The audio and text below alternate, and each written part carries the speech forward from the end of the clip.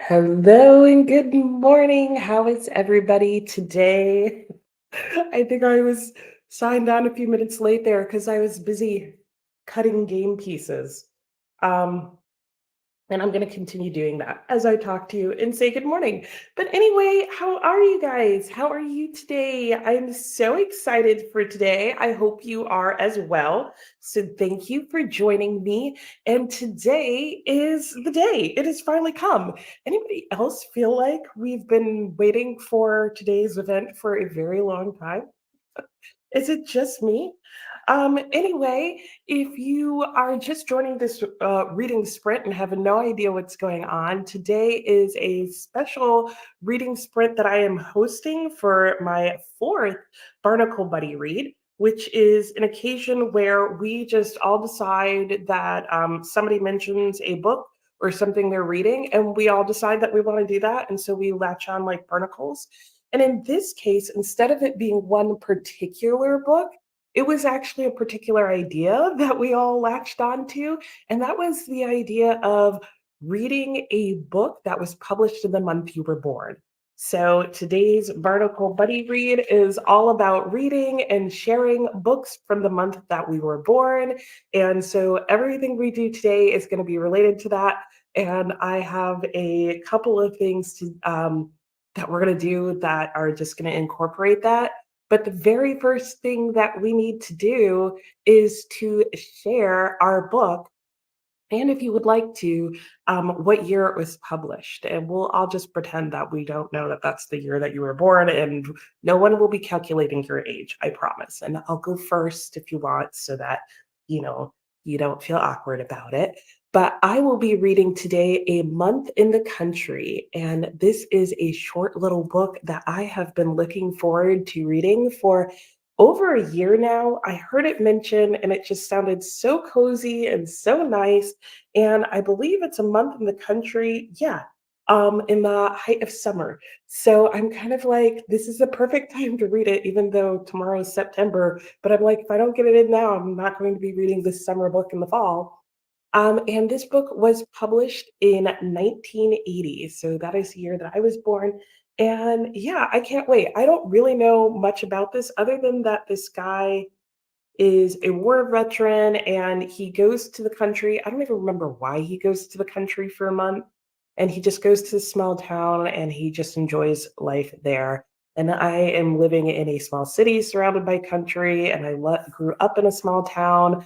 And earlier this year, I read An Irish Country Doctor, and I love that setting. I'm pretty sure I'm going to love this setting. Ever since I've mentioned I'm reading this book, I've heard nothing but amazing things about it. So I'm looking forward to reading it and, yeah, finally getting it off my TBR. My goal is to finish it today. It's like 130 pages or something like that. Yeah. So I think that's totally possible. Do I know what I'm going to read next if I finish that today and still have time? Nope, no clue. Haven't figured that out yet. So, for starters, I'm going to start blabbing. I want to hear what you guys are reading. And I realized I wanted to write all this down. So, whoops, just dropped a whole bunch of things. But luckily for me, one of my book journals happened to be close on hand. So, yeah, I'm going to be keeping track because I think I know what I want to do for another book project, but yeah, I don't know. We'll see. Anyway, okay. Let me start reading your comments so I can say hello to all you beautiful people and see what you are reading today. I'm so excited. Good morning, Sue. Nice to see you. Good to have you here. Hello, Dee Dee and Livia. And yes, it's hello and good morning time. Hello, Heather. And yes, saying hello to each other. And Marcella, oh, first time here. Well, welcome to you. At least first time you managed to catch the sprints live. Well, I can totally appreciate that. I watch some recorded sprints sometimes too when I just need motivation. So, welcome. I'm glad you could make it live, and we're happy to have you here. Yes, and Livia says, welcome to you as well. And Sue, why are the pictures so small for me, guys? I have literally the tiniest box to see you in. I don't know why that is, but, like, I don't know how I'm supposed to read that. Oh, I know why. It's because I have something going on in the background. Okay. Okay. I was like, I can't actually read your comments. Okay. Sue says today she'll be reading Waiting for Godot. I forgot all about that book. And there's a movie too, right? From 1952. Oh my gosh, let me know how it goes, Sue. I'm really interested. And you really liked A Month in the Country. See, it gets very high reviews. I haven't had anybody be like, oh, it's always like, oh, I really like that book. And good morning, Anne. How are you? You've been up all night reading Wandering Stars. Oh my gosh. Yes, I did see that they both made it into they're there made it into the top 10. Yes, violent, but some very profound ideas. Ooh, Anne. You're really making me want to read both of those. Okay, good to know. And Angela, good morning. How are you? You'll be reading Truman Capote's Breakfast at Tiffany. 1958 was a very good year. I know. Have you guys noticed that? That some years you're like, ooh, wow, they have all the good books. I've noticed that when people have mentioned it in the comments. And Heather has to do some stuff on the farm today, so you found a book that your library that had audio and download it. Yay! Very good. Well, that's perfect. And the only one you could find is A River Runs Through It. Oh, interesting. 1976. Okay. And then there was a movie, right? I feel like there was a movie that came out, interestingly enough, in the 80s on that. Because I feel like I've seen the movie, but I did not know it was a book. And hello, Gail. You may not be here as much as you wanted, but you started Giant. Nice. 1952. I remember you mentioning that. Well, good idea to start it. And Marcella, is it Marcella? I realized I think I was doing a hard C, and I think it's probably a soft one.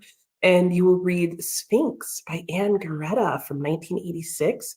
Technically a year younger than you. Hey, it's fine, claim it. But you've been only reading women in translation. Well, yeah, that is a streak that is worthy of holding. So I highly approve of that. So, oh, Women in Translation. What's the Sphinx about? I have heard of some of these other books, or at least know of them, but not that one. And that is 1986. And speaking of women in translation, I went to used bookstore, quick digression, yesterday and picked up this really neat yet old book. Let me see if I can remove the sticker here so you guys can see what I actually picked up. And it's called 500 Great Books by Women. And I was just peeking at the different shelves, because there's that 1001 books you should read before you die, and then 1001 books. Like there's two books with very similar titles.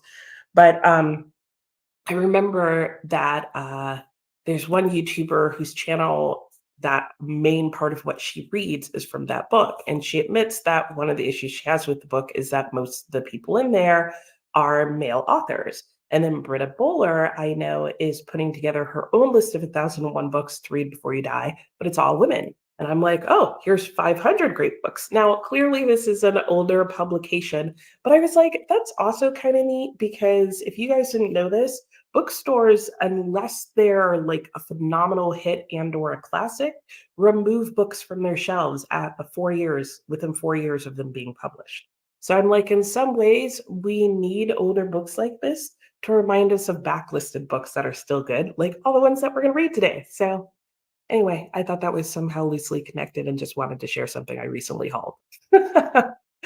And Heather, you know nothing about fishing, and you think there will be stuff about fishing. Okay, I know nothing about fishing either, so good luck with that. Maybe groupthink will help you. And Dee Dee must have missed this Barnacle Buddy read announcement. Oh, so you haven't picked a book. Okay, well, there's still time, Dee Dee. Look one up. You might be surprised if you have some books on your shelf. You may have one that was published in the year you were born.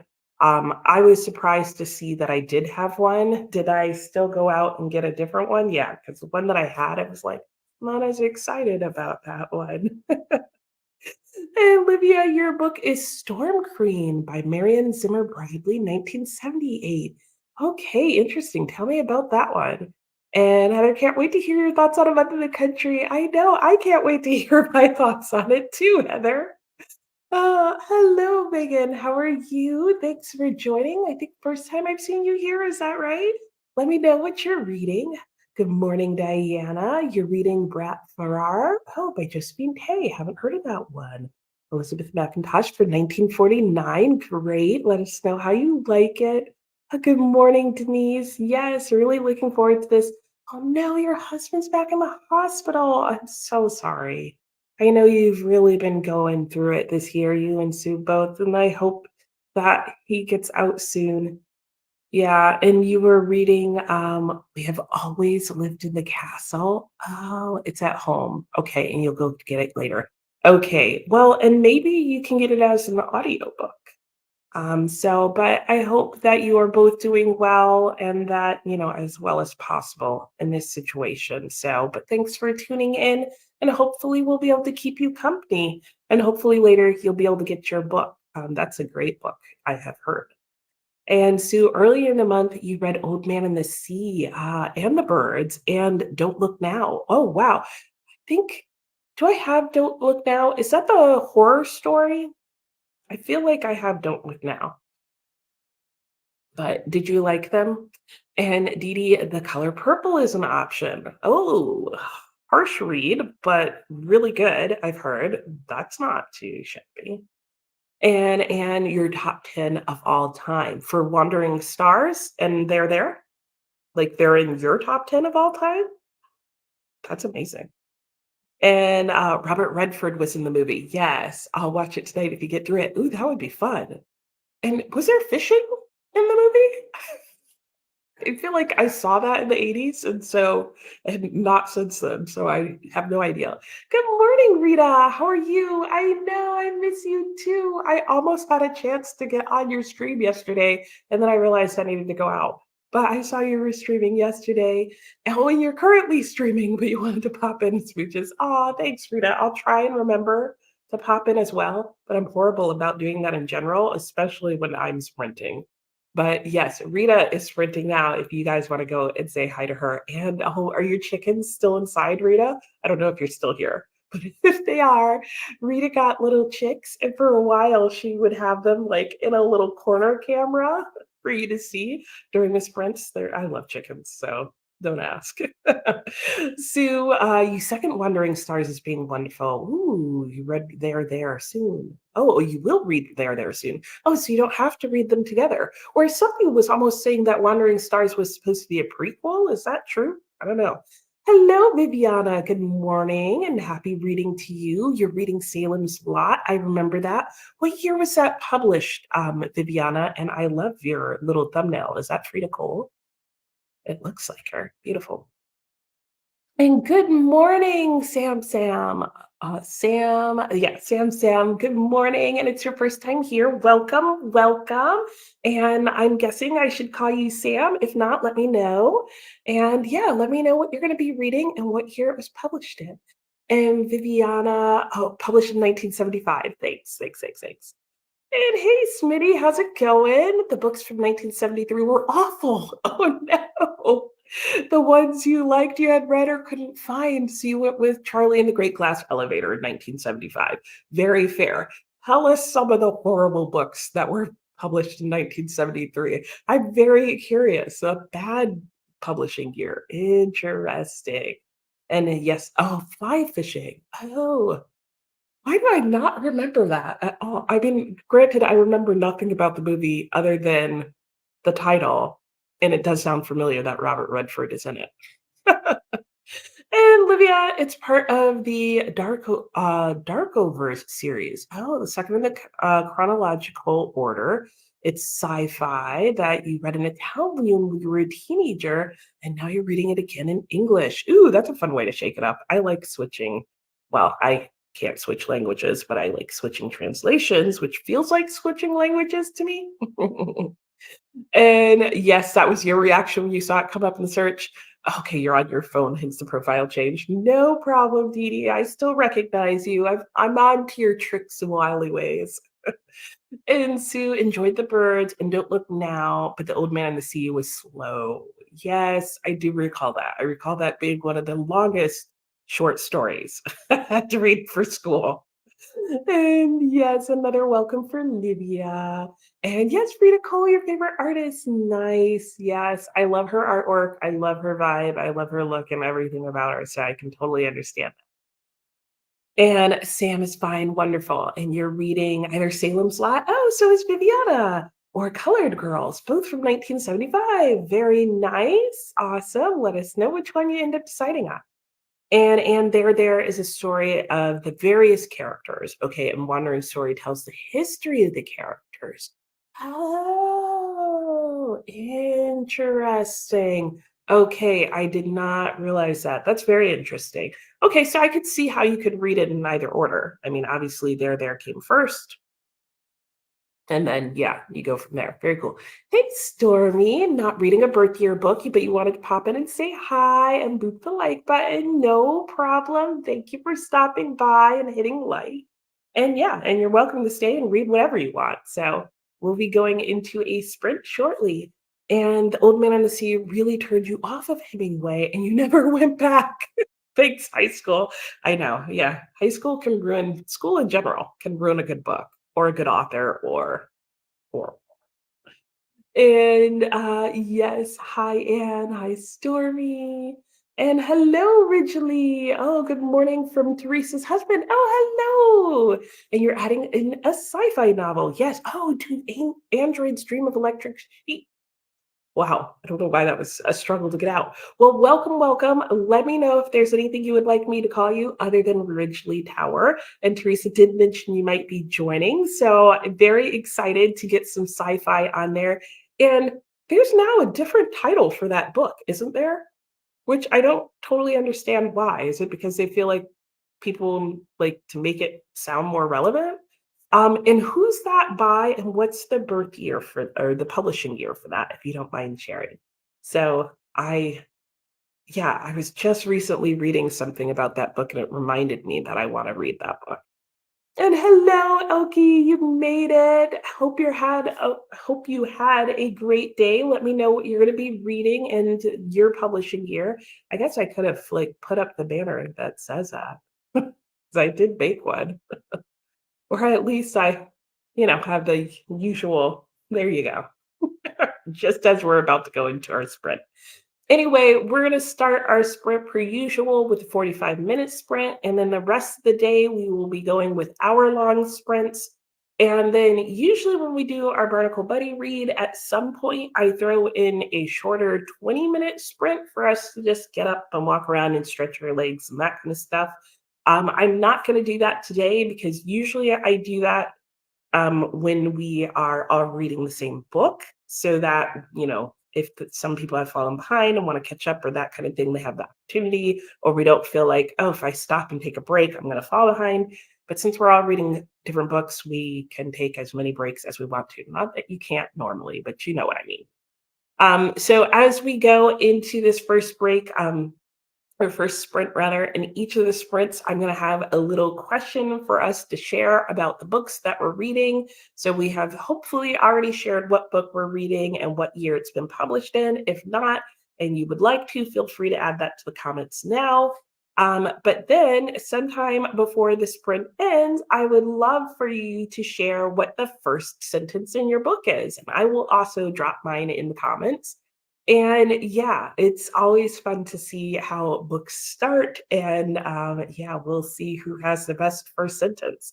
And if it's a super long sentence, you can do part of the sentence, like the first clause up to the first comma, if that makes sense. Because if you're reading, for instance, Daniel Defoe, because you were born in the 1700s, what are you doing here? But beside that point, you will know that Robinson Crusoe starts with like a whole page long sentence. So yeah, there is that.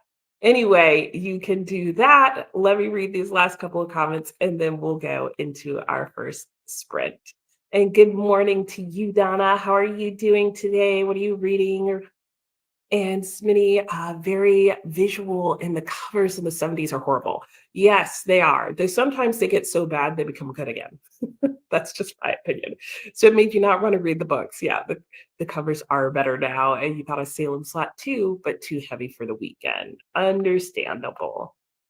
And Anne is going to read Housemaid of Dawn by N. Scott Momaday. Oh, he's an Indigenous author who won a Pulitzer. Yes, I'm trying to think what was the book that finally pushed him into the Pulitzer, or that he won the Pulitzer for, because the name is very familiar. And Donna, just relaxing today before you send your kids off to their bus for the night. Oh, yay, date night. Sounds good. I hope they have a good time and you guys do too.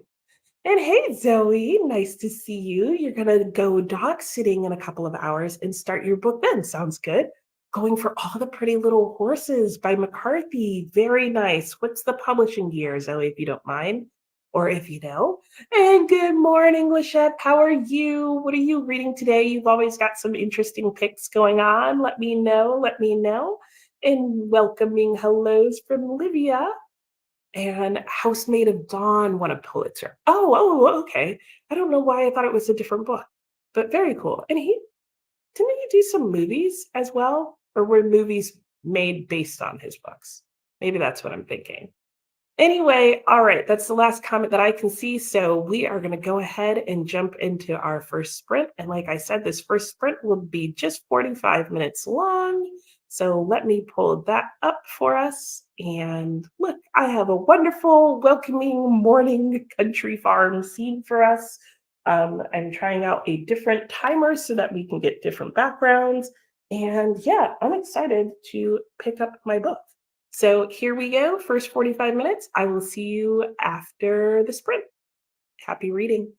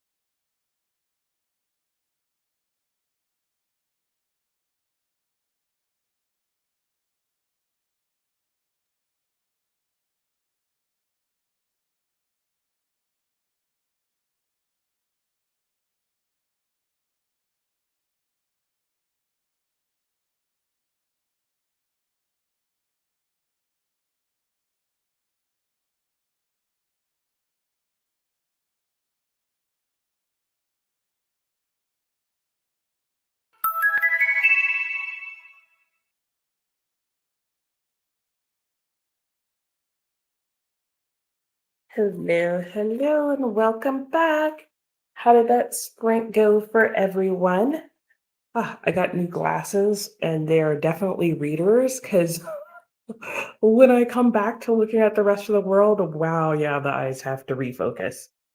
Anyway, so I started a month in the country after eating my breakfast sandwich, and I am now on page 26, and so far really liking it. I like the sort of subtle tongue-in-cheek humor that's going on.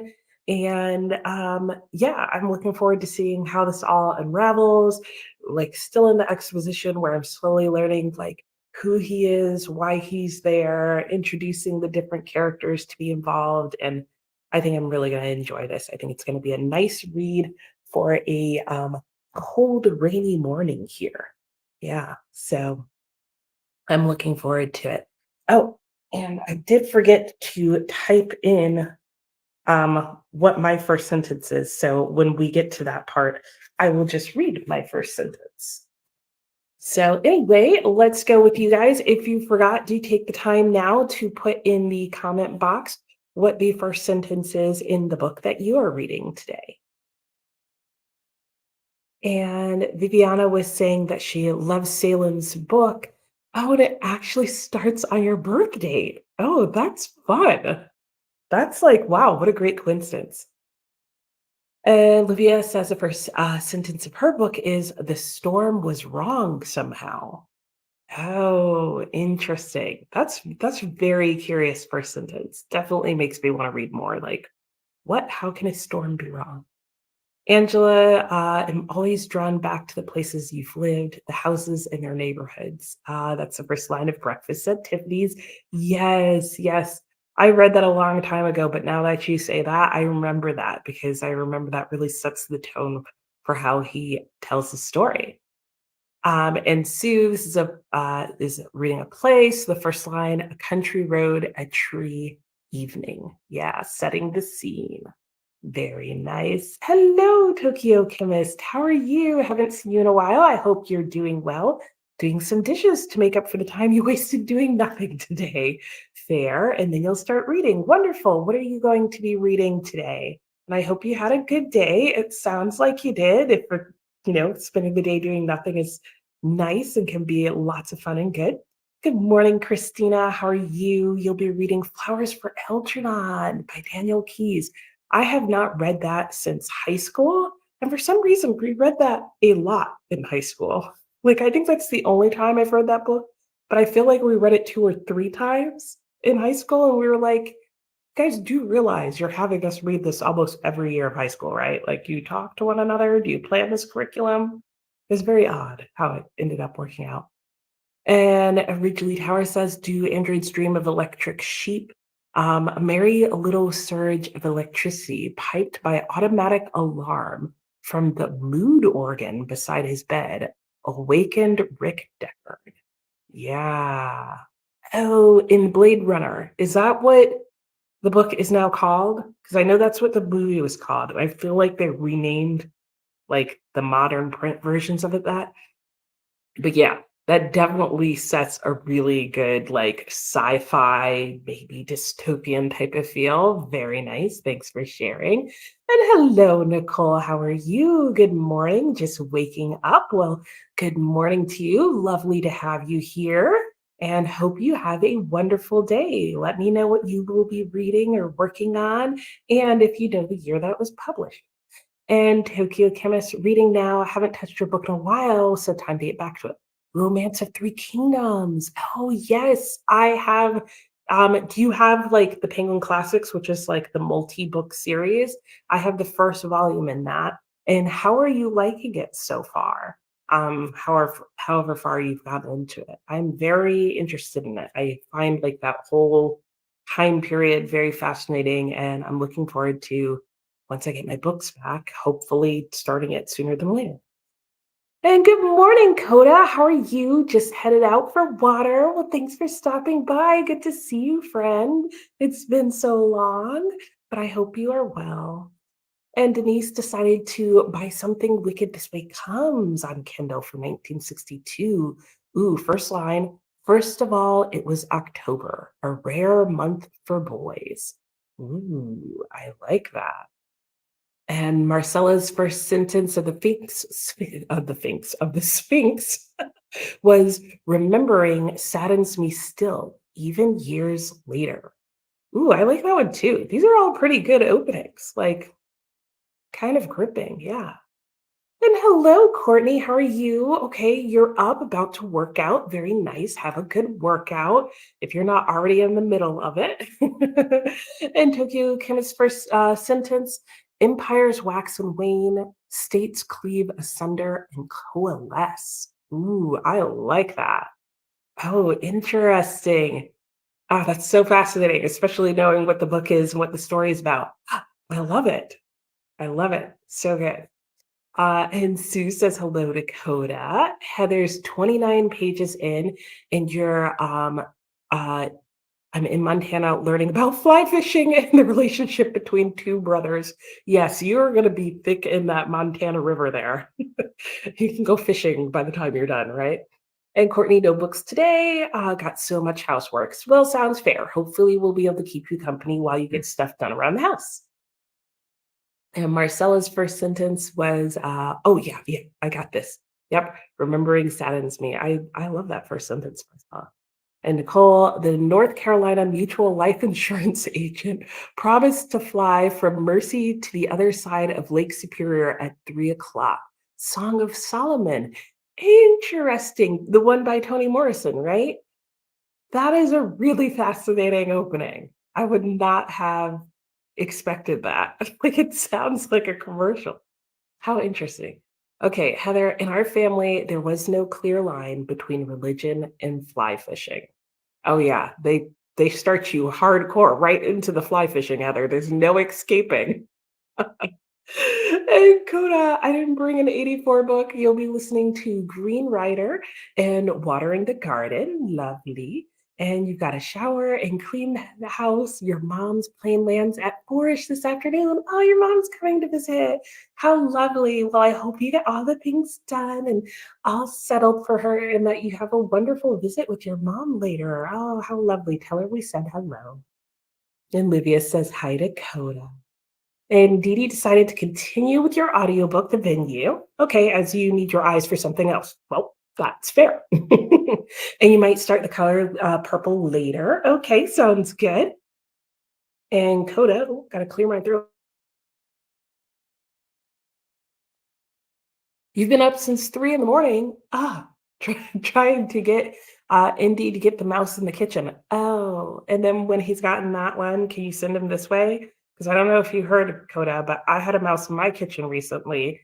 Haven't seen it since, but within a few days of the mouse no longer appearing in the kitchen, the fuel injector line on our car got nibbled through by a said mouse.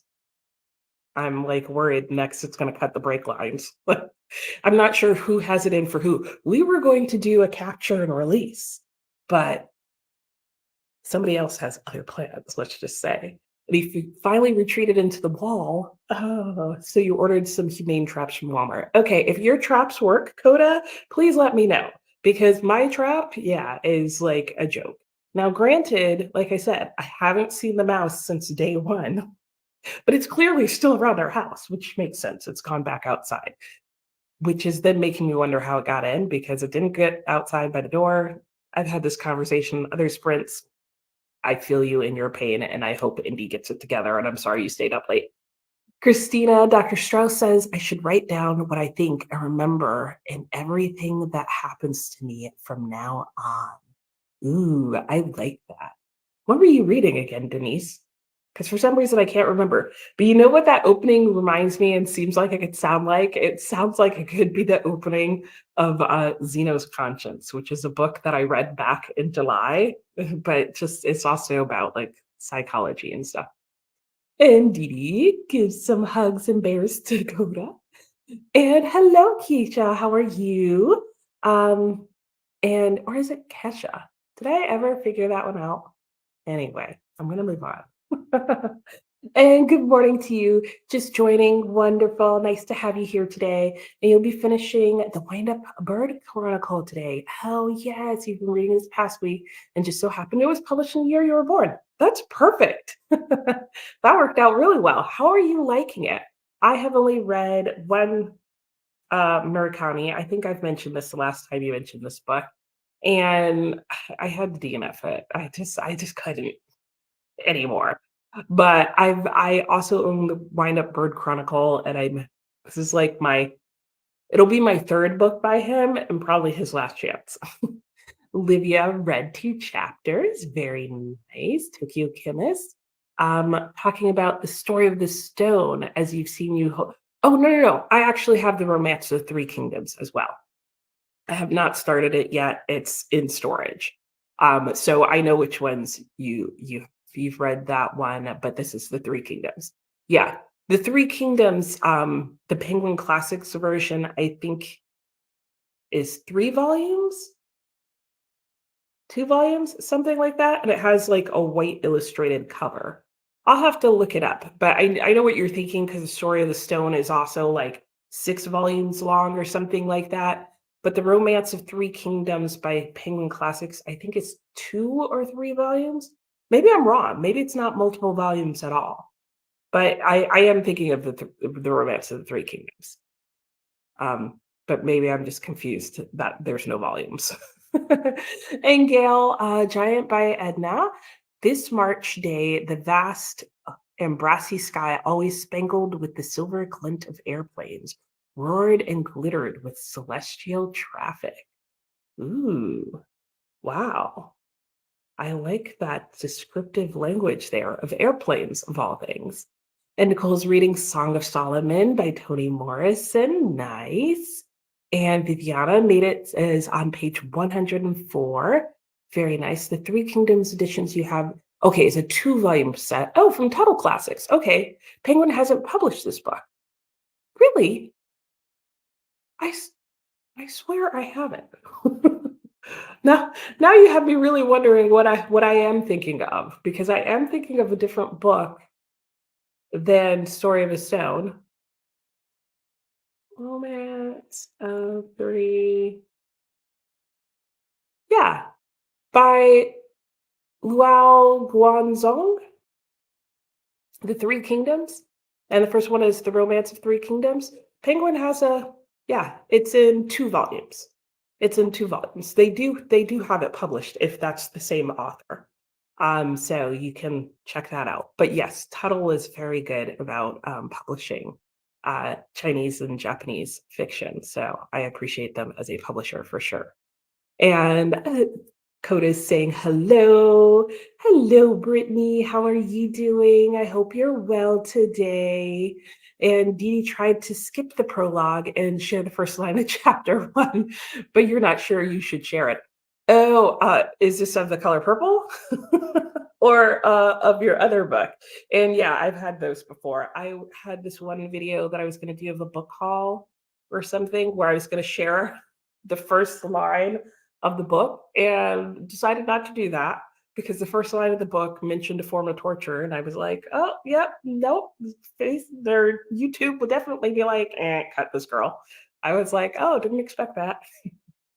And Coda says, are you sure it was a mouse that chewed the car? Squirrels are notorious for that. Apparently newer cars use soy-based tubes and wire covers. Oh, well, isn't that so not country friendly? Well, something chewed the line. I'm going with the mouse because it was in the house and now it's not. And so it's clearly haunting the area. It could have been anything in all seriousness, Coda. Probably not a squirrel because I very rarely see squirrels around our house, but we do have rabbits that will sit under our cars during the day because they like the cool gravel and whatnot and the shade the car provides. So it's probably rabbits. But they told us mice. But maybe it was mice if it looked like small enough teeth. I don't know. It could have been anything. That's what I'm trying to say. But the mouse story is a good one, so I'm going with that. But yeah, but we have an older car. Like our car is a 2006. How soon did they start this like food for wire covers thing? That's what I want. That's what I need to know. And Tokyo Kim says the mouse at my grandmother's place doesn't care about the traps at all. I know, right? She comfortably roams the salon while we're still there and is recently showing her. How kind of her. She's such a good mother, but yeah, that's not really working out for your grandma. Yeah, this mouse also seemed extremely bold because when I first saw it, I was sitting where I currently am now, which kind of freaks me out every time I sit here now. And I was looking over into the kitchen and I just suddenly was like, is is that a face that I see peeking out from under the stove, like the face of a small little animal? And sure enough, it was. And the mouse came out. And even after I made movement, it was like, there's clearly people here. We're talking. The mouse, like, as soon as we would go silent, would continue to try and like poke out and come out. And finally, at one point, I looked up and it was halfway across the floor, coming in my direction, of all things. And I screamed and I went, ah! And the mouse went, and we both fled in opposite directions. And we haven't seen it ever since my husband stormed over there and shook the oven. I'm like, you probably gave it a heart attack. So, anyway, that's what's going on over here. And okay, it's Kai. Oh, rhymes with Kaisha. Yeah, it just occurred to me today that I was like, yeah, there's definitely a Y there that I'm just not pronouncing. So Kaisha. Okay. That makes so much more sense in my mind now. Thank you. Oh gosh. And so he says, you've got no shadow, Martina informs me, gazing down at my feet and then shifting her eyes back up to mine. Ooh, Camp Damascus.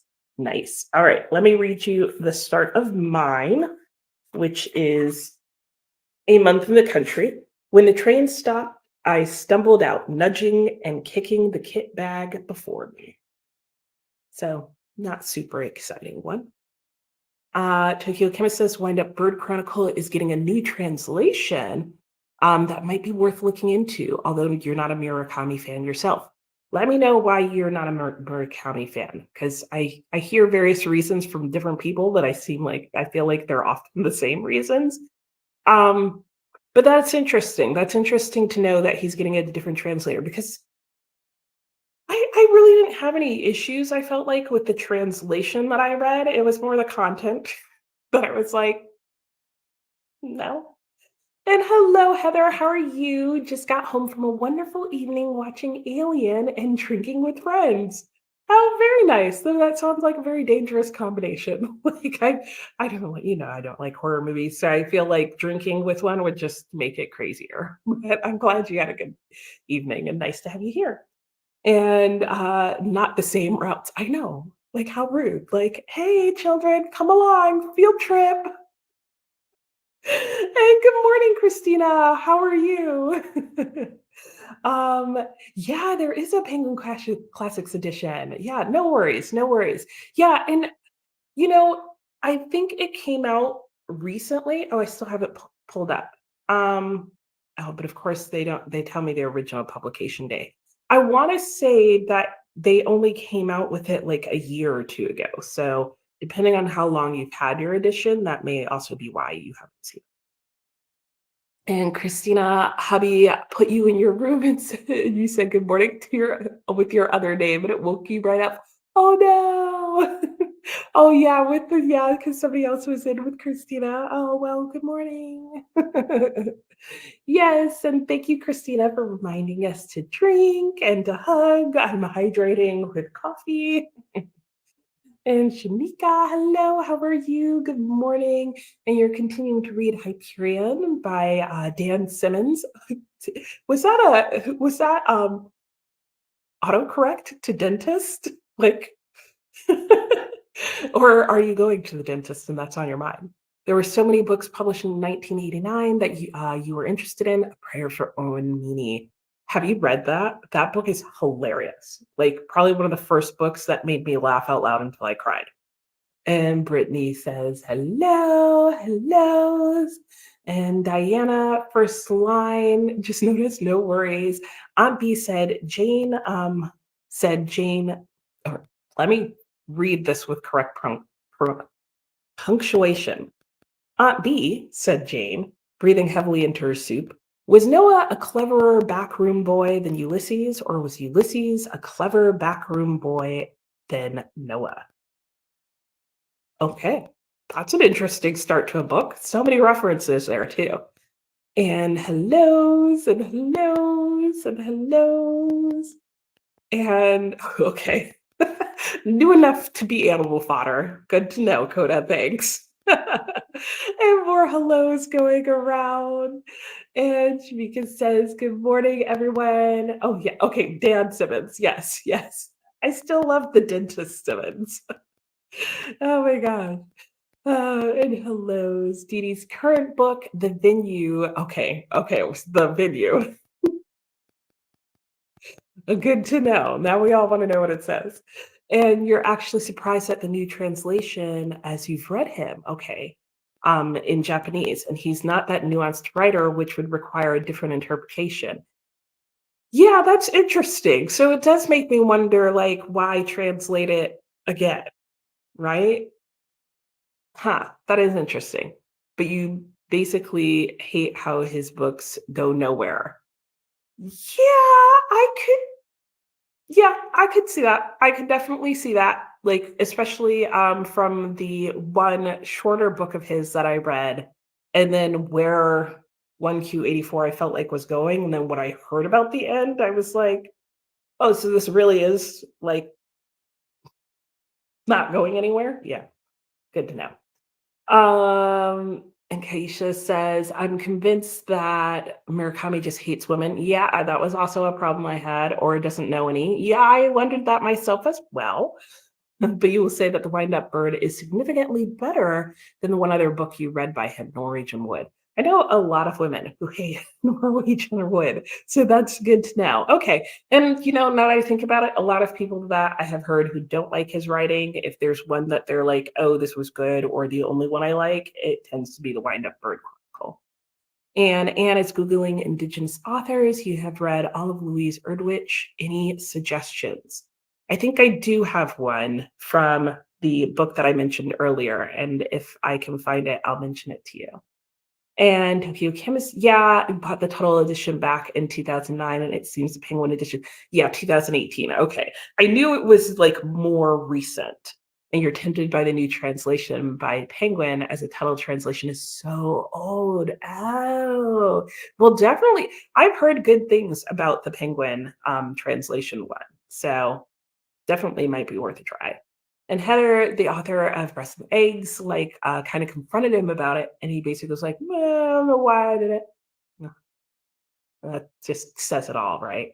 And was it you, Heather, who had suggested that I comparatively read Breast and Eggs, and I swear it was something by Murakami. Was it Wind Up Bird Chronicle? It might have been those two books, but I don't know if it was you who suggested it. Someone did, and I definitely want to do that.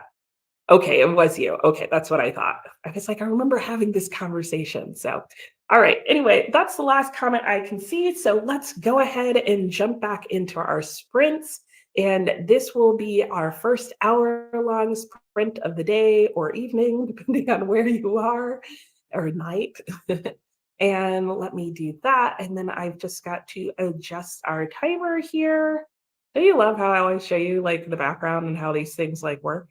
In case you ever wanted to know, here it is. So hopefully, yay, there we go. All right, we've got an hour set to go. So happy reading to everybody. And do keep an eye on the banner because I am going to change and update it with what our new question will be.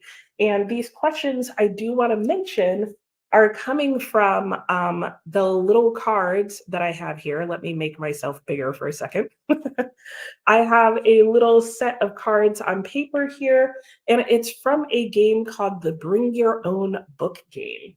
And I'll explain to you how this is going to work, which is that I am going to put in the banner one of the little phrases off these cards, and you need to find a word or phrase or sentence, whichever applies in your book as you read, that would work for whatever the little prompt is I put in the banner. You don't have to do this. You're welcome to do it. I think it'll just be something fun to see. And do try to keep it to something that will potentially not be a spoiler for the book. But since most of the time it's just going to be a word or that kind of thing, I don't think we should be have a problem. And also to help us out when you post whatever your answer is, please be sure to mention that it's your answer and what the name of your book is. And you can put that in parentheses or something like that. And I will do my example right away if I can so that you can see like how to format it. But anyway, I thought that would be a fun thing for us to do. So keep an eye on the banner and let me go ahead and make myself small again. I'm tiny. And I'll see you all in an hour. Happy reading.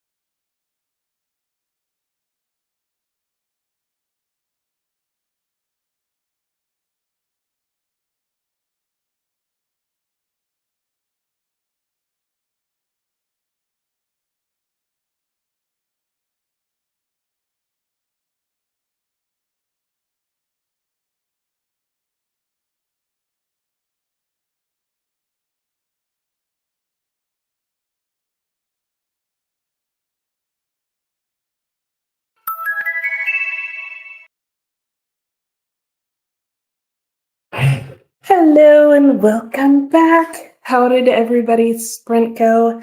Mine went really well. I made it up to page 50. So, just like I expected, I'm pretty sure this book is going to take me about 4 sprints to get through, assuming that I don't have any major interruptions.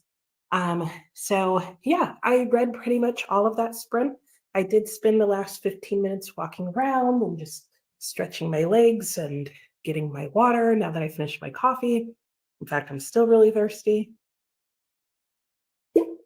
So drink some water yourself if you need to. And yeah, it's going really well. I'm really enjoying my book. Again, I'm reading A Month in the Country by J.L. Carr. And yeah, I'm just really liking the dialogue. The narrator is very interesting. There are a couple of parts where I'm like, oh, yeah, this is an older book. And like, some of the things that he's saying, I'm like, "Oh, okay." Though one of the funny things that he is saying, and I feel like this was pointed out in Susanna Clark's book, Jonathan Strange and Mr. Norrell, is that like always dogging on the Yorkshire people. And like that's happening in this book as well. And then I also am like, I need to look up what pudding is, like Yorkshire pudding and pudding in general in the UK. Because it's very clear that you guys don't mean by pudding what we mean by pudding here. Pudding here is like a sort of custard like creamy dessert. Um, Clearly not the same. So if you're from the UK and you know what they mean by Yorkshire pudding or pudding in general, fill me in. Let me know. Anyway, during that sprint, I did put up our first little prompt and think of it kind of as a Mad Lib with your book, where I am giving you what the thing is that I need. And in this case, the last one was a phrase from your book that could be words tattooed on somebody's body. So please make sure to include in your response that this is your answer and what the name of your book is and what your phrase would be that you think is words that might be tattooed on someone's body. And I did put mine in the comment. In fact, I shared 2 possible ones, and I'll talk about them when I get to them. And let's see what you guys were up to. So Tokyo Kimus was saying, because we were talking about Murakami when we went to break, that Murakami's favorite bar, or that you know where his favorite bar is, but you haven't gone because you don't think you could hold your opinions back. Oh yeah, don't want to run into him. We get that. And Kaisha says, when the phone rang, I was in the kitchen boiling a pot full of spaghetti and whistling along to the overture of Rossini's The Thieving Magpie, which has to be the perfect music for cooking pasta. Oh, and that's the opening of your book. Very good. And now I kind of want to listen to that while cooking pasta. Anyone else? Just me? Like, is it? Let's listen and find out. I'm definitely playing that during our next sprint so that I can decide if I feel like it's pasta cooking music. And Heather, yeah, they probably have people saying things all the time. True. Right. By the way, I hope you're holding up with all the rain coming up from the typhoon. Oh, did you guys have a typhoon go through recently? And now you're getting a lot of rain? Ooh, well, hope you stay dry and safe. And Sue's going to make some ramen, speaking of pasta, and get back to your book. Well, hopefully you saw that previous comment and maybe listened to some music while making your ramen. And Tokyo Chemist, actually, the bar is still a secret, which is why you're not revealing it yourself. Your friends stumbled upon it by accident because the bartender was confused by why they chose that specific bar. That's interesting.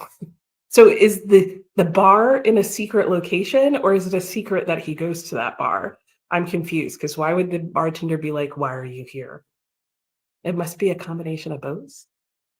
Just a regular rain so far. Okay, might get more typhoon-esque tomorrow. Okay, okay.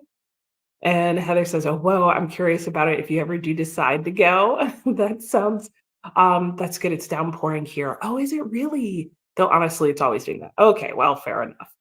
And then here was my first answer for words that could be tattooed on somebody's body, which was making progress, pushing ahead. I felt like that was very like inspiring tattoo.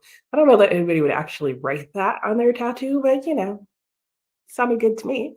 Good morning, Jamie. How are you? Finishing the last few pages of Huck Finn and then starting on your birth year book, A Clockwork Orange. I do recall you mentioning you were going to do that. And what year was A Clockwork Orange published in, if you don't mind sharing, if you know? And what did you think of Huck Finn? And Heather is just starting your book, Watershed by Percival Everett. And the first sentence is, My blood is my own, and my name is Robert Hawks. Ooh, wow. Good opener. Okay, Percival Everett, I see you. And Sue from Writing for Godot, you want to get rid of him. And that's your answer, and you're sticking to it. What would that mean if that was tattooed on your body? From your book, you would say, just give someone random Chinese characters and tell them that it means victory or death. I have a funny story about that. A good friend of my husband's has some Chinese characters tattooed on him. And during college, he came to visit and met another good friend of my husband's who's Taiwanese. And he read those characters and he was like, what did they tell you it meant? And he said something about like a dragon and something, da da da. Our friend was like, yeah, no, it's something more along the lines of love, but very poorly spelled. So it was like the total opposite of what he thought. And he was like, just don't tell anybody. Clearly, they won't know. And then this was what I felt like was a better answer for the words tattooed on somebody's body. If any part of me survives from time's corruption, let it be this. For this was the sort of man I was. I thought it was a good line. I was like, oh, that would be an interesting remain to find, right? Still tattooed on somebody's corpse. And Nicole, words tattooed on the body said, collects insurance, a nut wagon. Oh my gosh. Why is your book so full of insurance? Like, what's going on here? I think I need to read the premise of Song of Solomon. And Zoe's first line, the candle flame and the image of the candle flame caught in the pier glass, twisted and righted when he entered the hall, and again when he shut the door. Ooh, very good imagery there. I could totally envision that. And Livia from Storm Queen for the words tattooed on somebody's body. Each one of us is like a single voice within a great choir, but every voice is unique and none is more beautiful than another. Oh my gosh, I love it, Livia. So far, I think you're like the winner of the words tattooed. I would tattoo that on my body. I love that. I think that's great. And Smitty from Charlie and the Great Glass Elevator would put speak, speak, speak. Oh, that would make an interesting tattoo. And then Diana has don't look, don't move, shut your eyes, and guess who? Oh, these are really good ones, guys. Like, anybody want to get a tattoo yet? Because some of these are so fascinating. Like, would just make me think.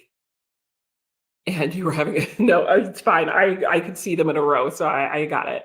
And you were cursed because you thought the tattoo would look great. Ah, oh my gosh, I love that. In case you have already forgotten the potential tattoo for your butt. I love that. I love that. Oh, you just gotta check out me. Yeah, I know. Exactly. Exactly. And I love how you guys are probably seeing this is one of those ones where you guys are probably seeing the emoji, but I'm just getting the words. And Megan, I was going to read The Born Identity from 1980, but all the audiobook versions are abridged. Oh, that's interesting because I didn't think it was that long a book. And you have another book you want to finish, so you think you'll read that today. Sounds good. Do it. And Marcella from The Sphinx would either pick a waltz, nothing less, or inspire incertitude. Ooh, I'd choose the second.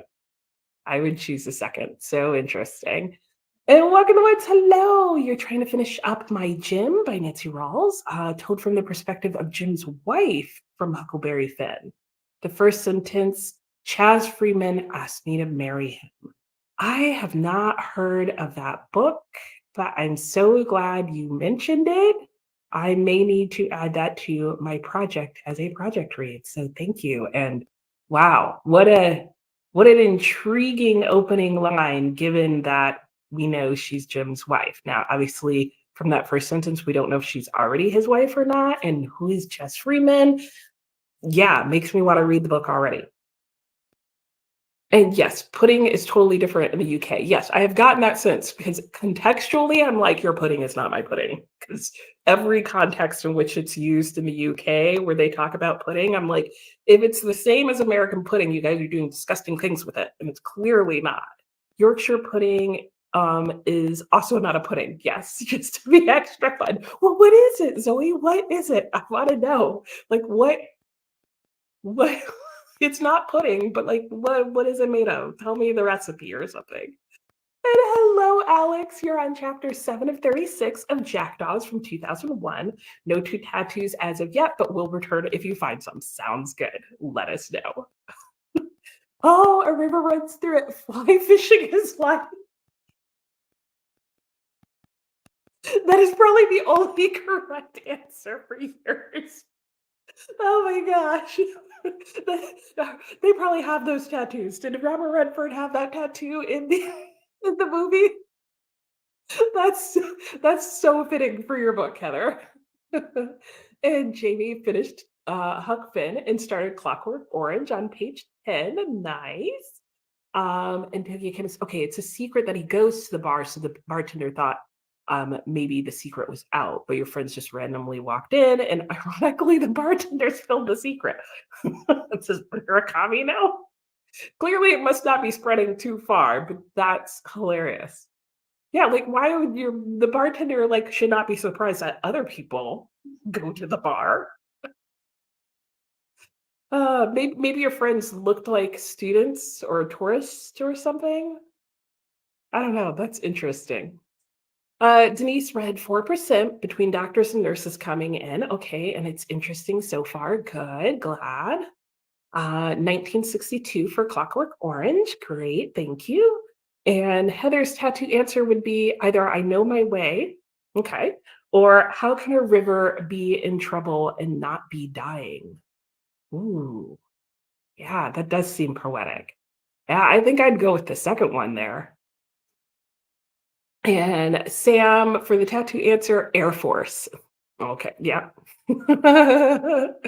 Makes sense. And Jamie, I think I'm giving Huck Finn 2.5 stars. I was at a 3 until Tom Sawyer showed up, and then it all went downhill.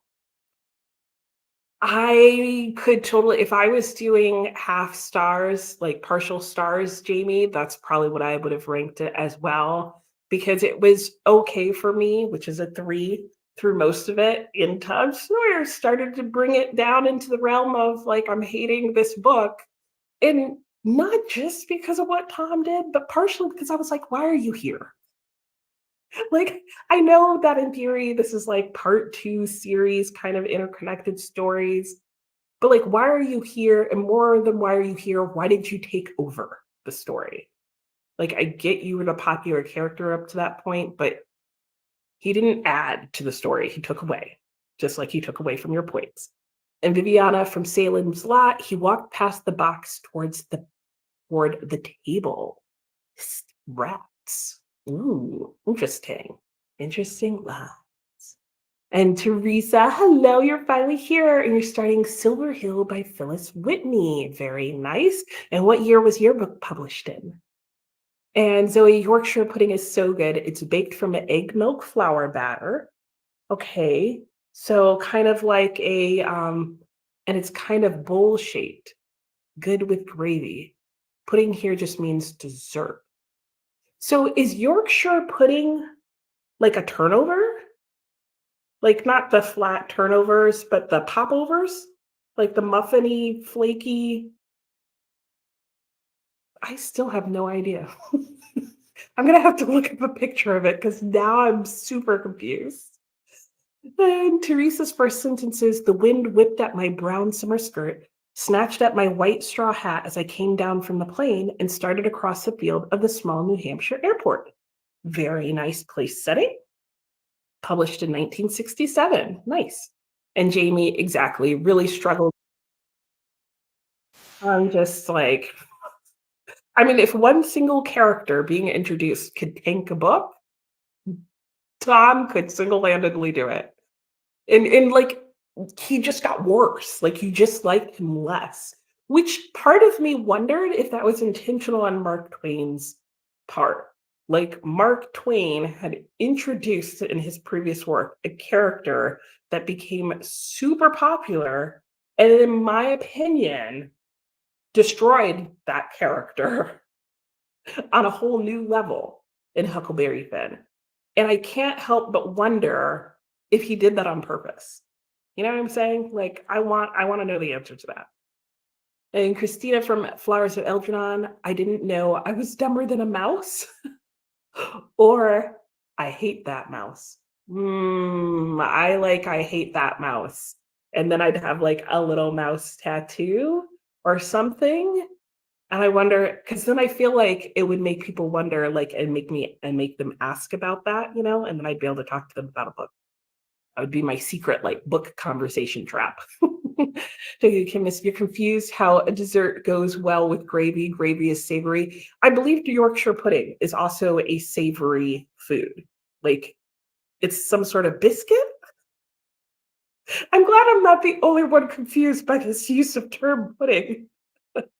And Christina reminds us and ask, are we hydrating? I'm not, but I'm going to when we go to this next sprint. So we are going to go into another sprint, and I pulled our next little card. And this time, oh, that was the previous card. Here's the next little card, which you can't see, but there it is. The name of a store that sells almost everything. So it can be one word, it can be multiple words, but from your book during this sprint, I want you to find the name of a store that sells almost everything. And I will update our banner and we can share when we come back from the break. This will be an interesting one. And Tokyo Chemist says, I'm French, so English food is a mystery. Fair enough. Um, English food from England is also a mystery to me. So I'm right there with you. And Zoe, Yorkshire pudding isn't a pudding. Right. I figured that. And you don't know why it's called that actually. It's a puffy baked savory thing. Okay. So I think it's like what we call our popovers or turnovers, but maybe being American, we changed the name from Yorkshire pudding because, at one point we didn't like anything with reference to England and the UK. And that's going to be my guess. I'm going to look it up and maybe we'll solve this mystery. And Tokyo Chemist, you can let us know what it's called in French, because I'm sure you guys have some wonderful name that we would all go, oh, but maybe not.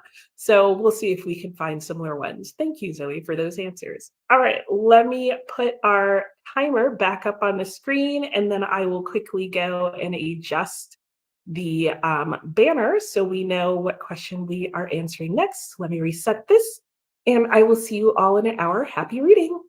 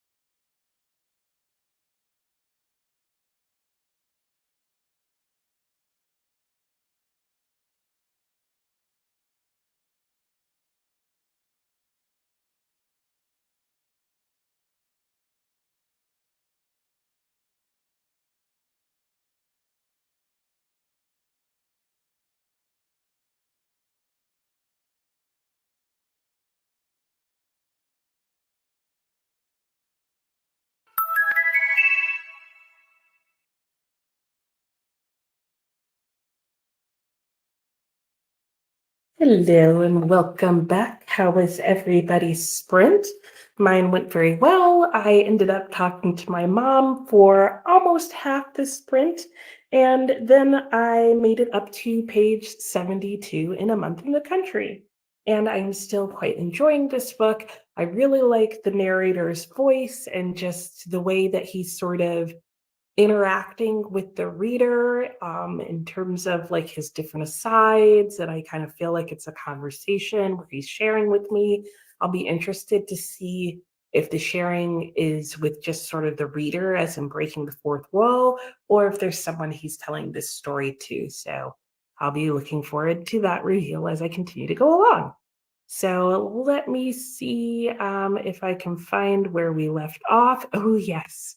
When we left off, we were talking about Yorkshire pudding, and Heather shared that at least in the US and possibly some other parts of the world, we call it a popover.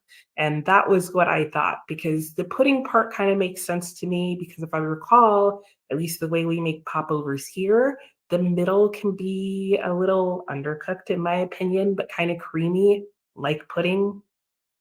I don't know if that's how it got its name, but that's interesting to know. And that makes a lot of sense. So, yeah, it's kind of like a very flaky, soft, creamy ish in the middle, underbaked kind of muffin, for lack of a better word. But I think you guys make yours bigger than we do here. We tend to make our popovers like muffin size, but if I think I know what a Yorkshire pudding is, I think you guys actually make them closer to bowl size. Correct me if I'm wrong. Sorry. I have the hiccups. I do have the hiccups.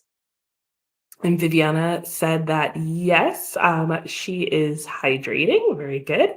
And Alex was saying for the tattoo answer, which was our previous question, words tattooed on somebody's body from her book would be bored, frustrated, depressed, but otherwise fine. Very nice. And Heather shared another one from River and through it. Worm users are losers. And I think you win the prize for the best, like, contextually book-related one. You may need to share some of these with actual fishermen, or at least they need to have, like, stickers or car tags or something that say these things. I'm sure they have ones that says fly fishing is life. Hello, Carissa. How are you? You'll be doing some chores around your apartment. Not sure what you'll be reading today. That's fair. Hope you get lots done, or at least everything you want to. Angela, for the tattoo answer, said, the more stupid you are, the braver. Oh, and for the store answer, which is the second one, which is the name of a store that sells almost everything from your book, Woolworths. Oh, that's nice that that was actually in your book. Now, is it in your book as the actual store? That would be interesting today.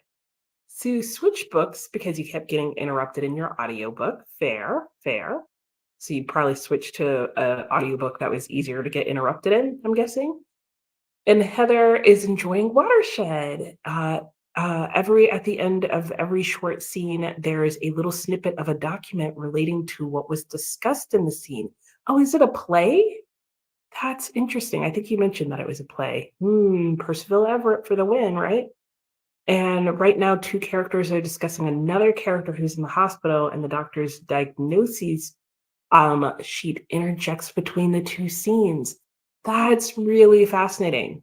So is it like a play script that you're reading? Because then I'm wondering how they would do that in the actual play, or is it like multimedia or both? And Sue's reading, the title is what you put in the question marks.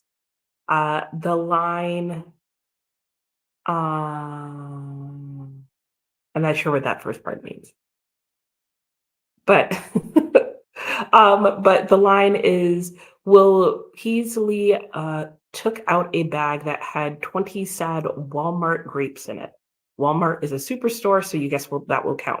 Yes, the name of a store that sells everything. And you could do either. You could literally have found the name of a store that sells everything in your book, or you could have just come up with some phrase from your book that would work as the name of a store that sells everything. Hope that makes sense. And Jamie from A Clockwork Orange for the tattoo said, what's it going to be then, eh? And for the store would do Korova Milk Bar. All interesting ones. Nice picks. Like it. Um, I love it, Heather. Forget the Christmas tree store. Forget and that. It was all weird. It was all weird shit. I love it. Yes, somebody please make that a store name. Like, right now, that needs to be the store. The store. Olivia, for her store name, would do Cybernetic Luxury. Ooh, I would walk into that store, Olivia, just to see what they sold. And hello, LA, how are you? Starting Beloved. That's right. I remember you saying you were going to read that. Oh, do let me know what you think of it. I own Beloved, and I think I read it in high school, but it's been so long, I don't remember. But I do plan on rereading it one day when it comes up in my game, if not sooner. And so, yeah, let me know what you end up thinking about it, and I hope you review it. And Nicole's answer for the store name is the Lion's Paw. I like that. That sounds fun. That sounds like a store I'd want to go into it as well. And so for my store name, I chose Latter Day Eden. I figured there's at least two of everything in there. So that should probably be Noah's Ark. But I feel like there's a little bit of everything in creation in there. That's my idea.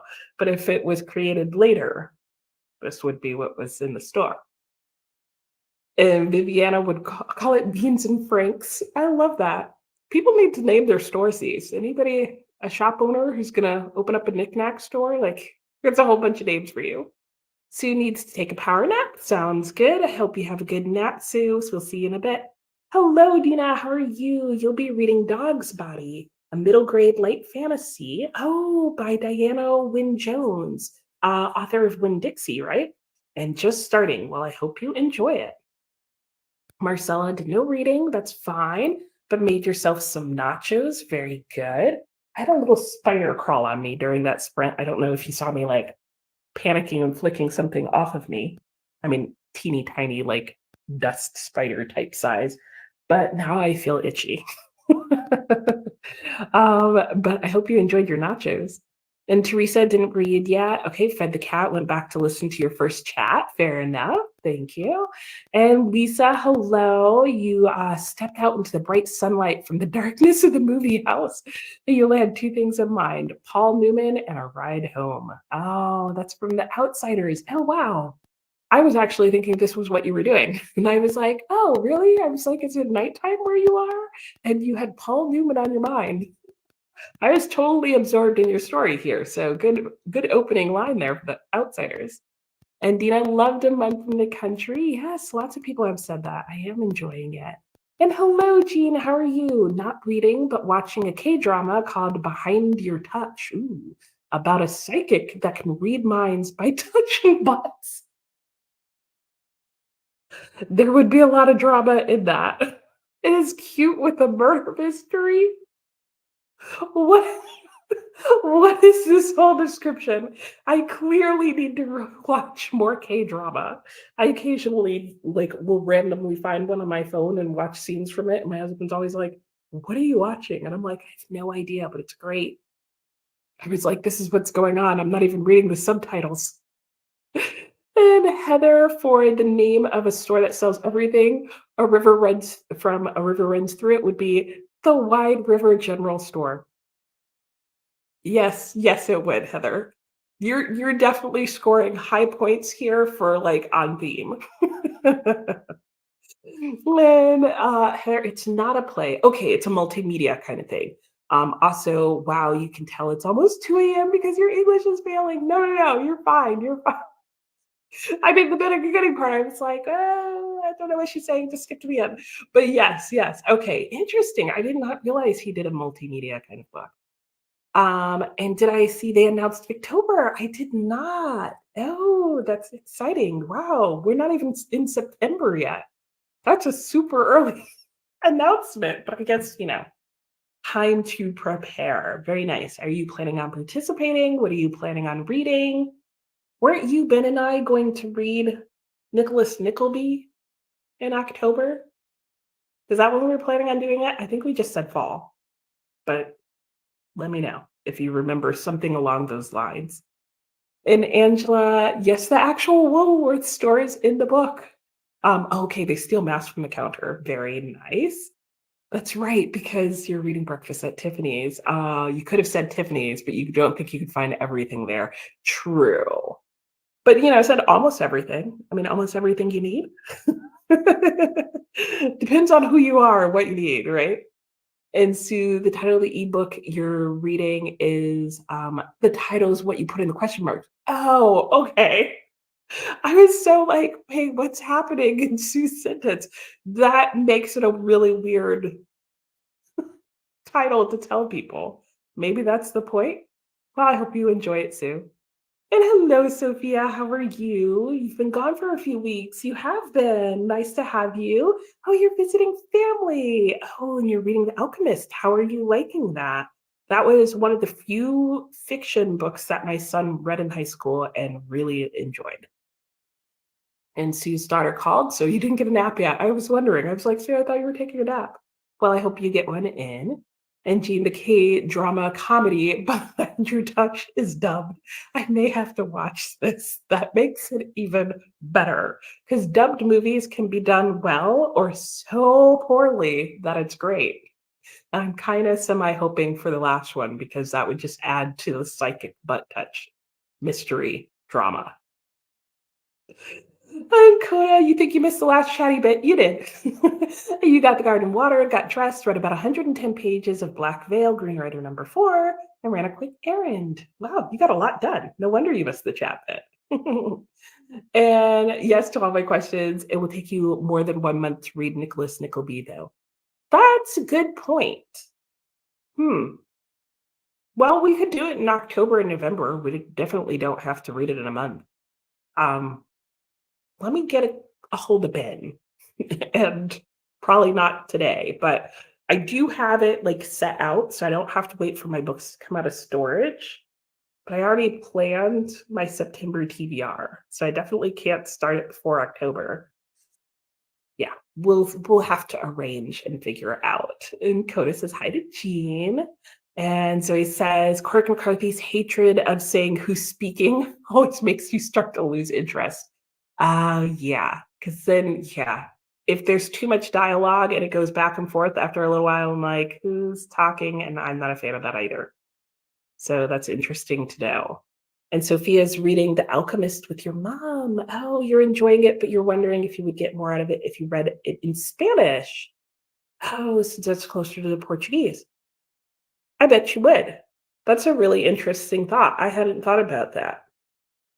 But yeah, I can see why you would say that because the languages are closer and the words might be more similar sometimes. Oh gosh. So I'm guessing that means that you and your mom speak Spanish, which is cool. If you do that at any point, let me know and let me know if you find there's a difference. And Walk the Woods finished my gym. Yay! Beautifully written, but heart-wrenching. It seems like it would be based on the premise. And maybe your store would be called Jim and Sadie's Place. Oh, I like that. And for your birth year, you're going to read The Borrowers. Very nice.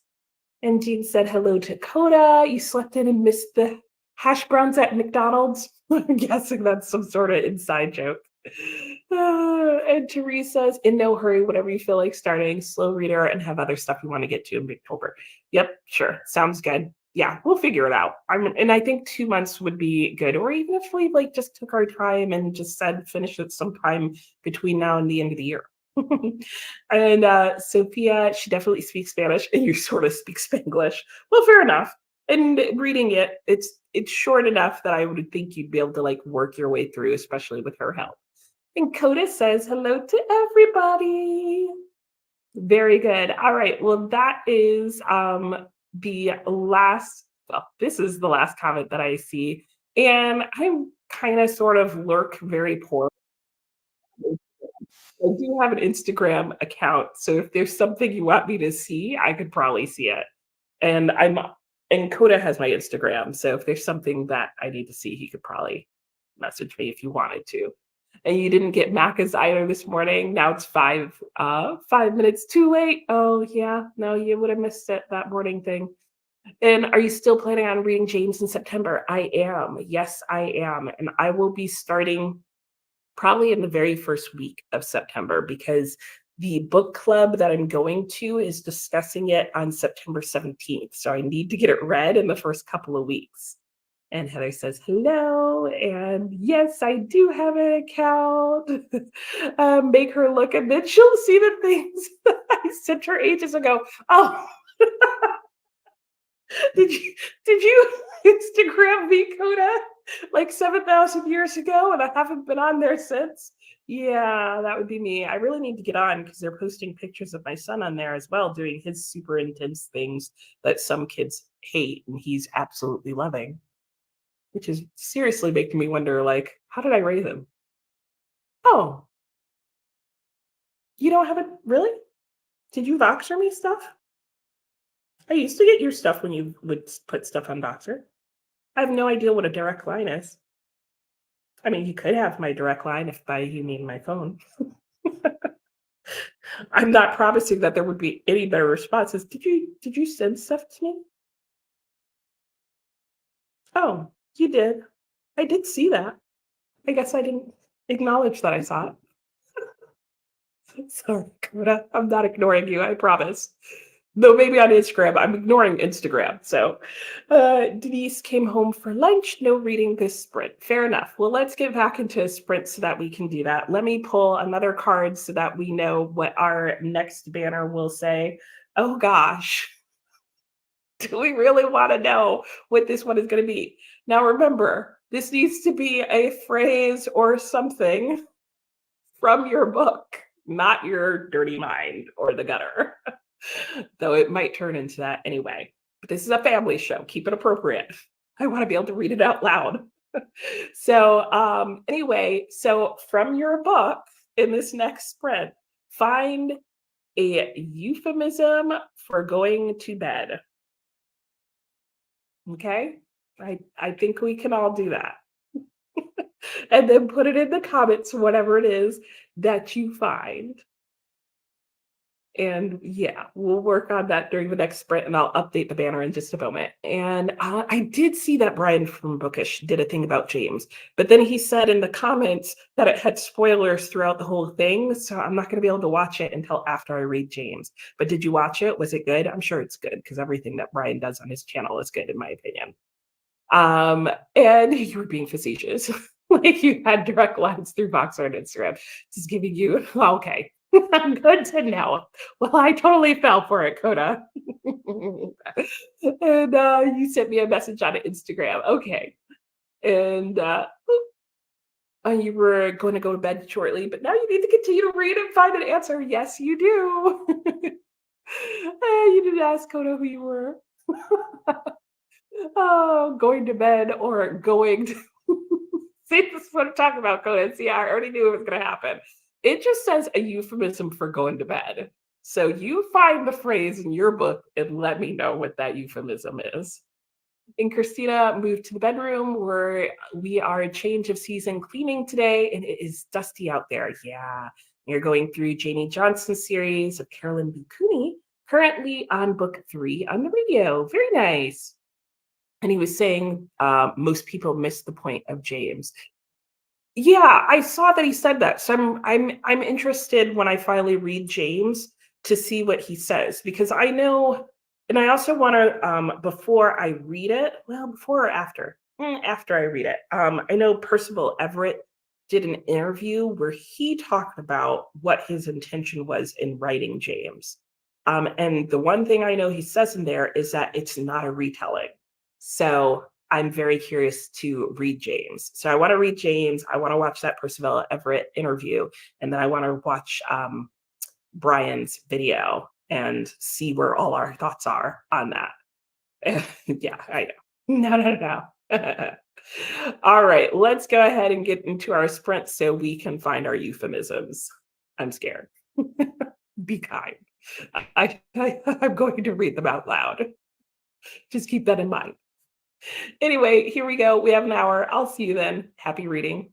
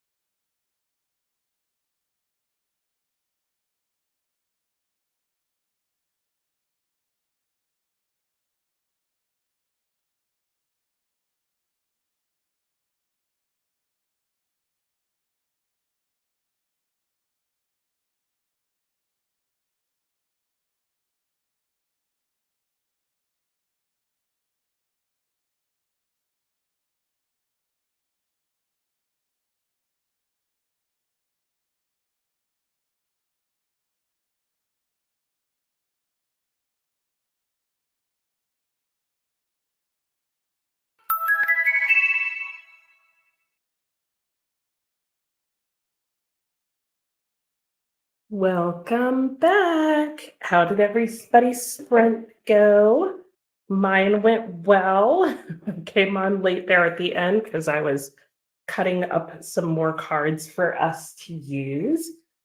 But I am making good progress in my book, and I stand a middling chance of finishing it during the next sprint, but I might need part of the sprint after that. I am currently on page 102, and I am tabbing and moving quite along in this book. Though I realized at one point I was mixing up two colors of my tabs, so when I'm done, I'm gonna need to go back and fix that. Um, and just a reminder, if you haven't yet, you can put in the description box the answer to prompt 3 below, which says, from your book, share a word or a phrase that could be a euphemism for going to bed. And like I said, keep it clean. This is a family show in theory. I don't monetize my whatever these are called live streams, but nobody wants to accidentally get someone kicked off of YouTube. That's all I'm gonna say. All right. When we left off, Anne was saying Everett has done several interviews. Watch the one from Politics and Prose. Okay, thank you for the recommendation. I will try and remember to do that. But at the very least, I'm sure I will remember that you recommended a specific interview and may ask you again after I finish, or feel free to mention it again, assuming that I've, forgotten, because I have nothing handy nearby to write that down that would actually remind me. And Coda read a chapter with this line: her marriage was already legally bound, but there were those who adhered to the old ways and would not recognize it until the rite took place.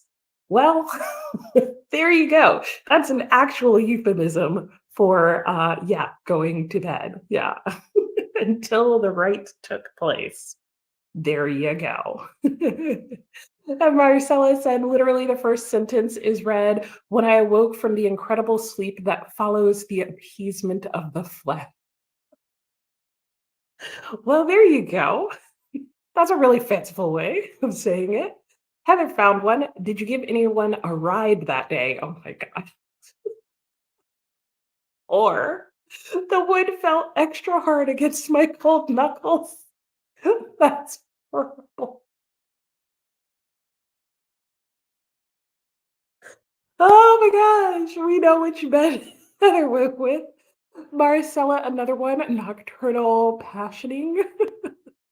Hello, Cherie. How are you? Happy Saturday to you as well. Yes, you're probably wondering what you just walked into here.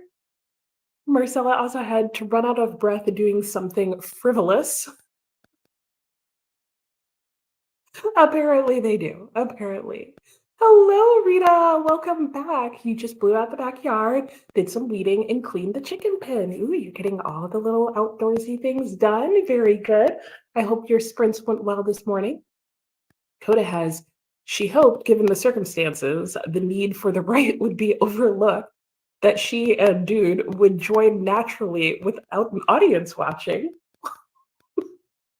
Coda, what are you reading? I mean, I know people would make up phrases and turn them into euphemisms. Yours literally has the right and join naturally. It sounds like you're reading like a really bad like 80s romance novel where it's like here's our different euphemisms. Well, the one that I picked from my book was unconditional surrender. So that was mine. I had a couple other ones, but they sounded more like euphemisms for death. Let me read let me read you the other ones and you tell me. So I had two other ones. So one was the shattering end in the darkness. This sounds horrible. And the other one was pedaling down that long road. So there you go.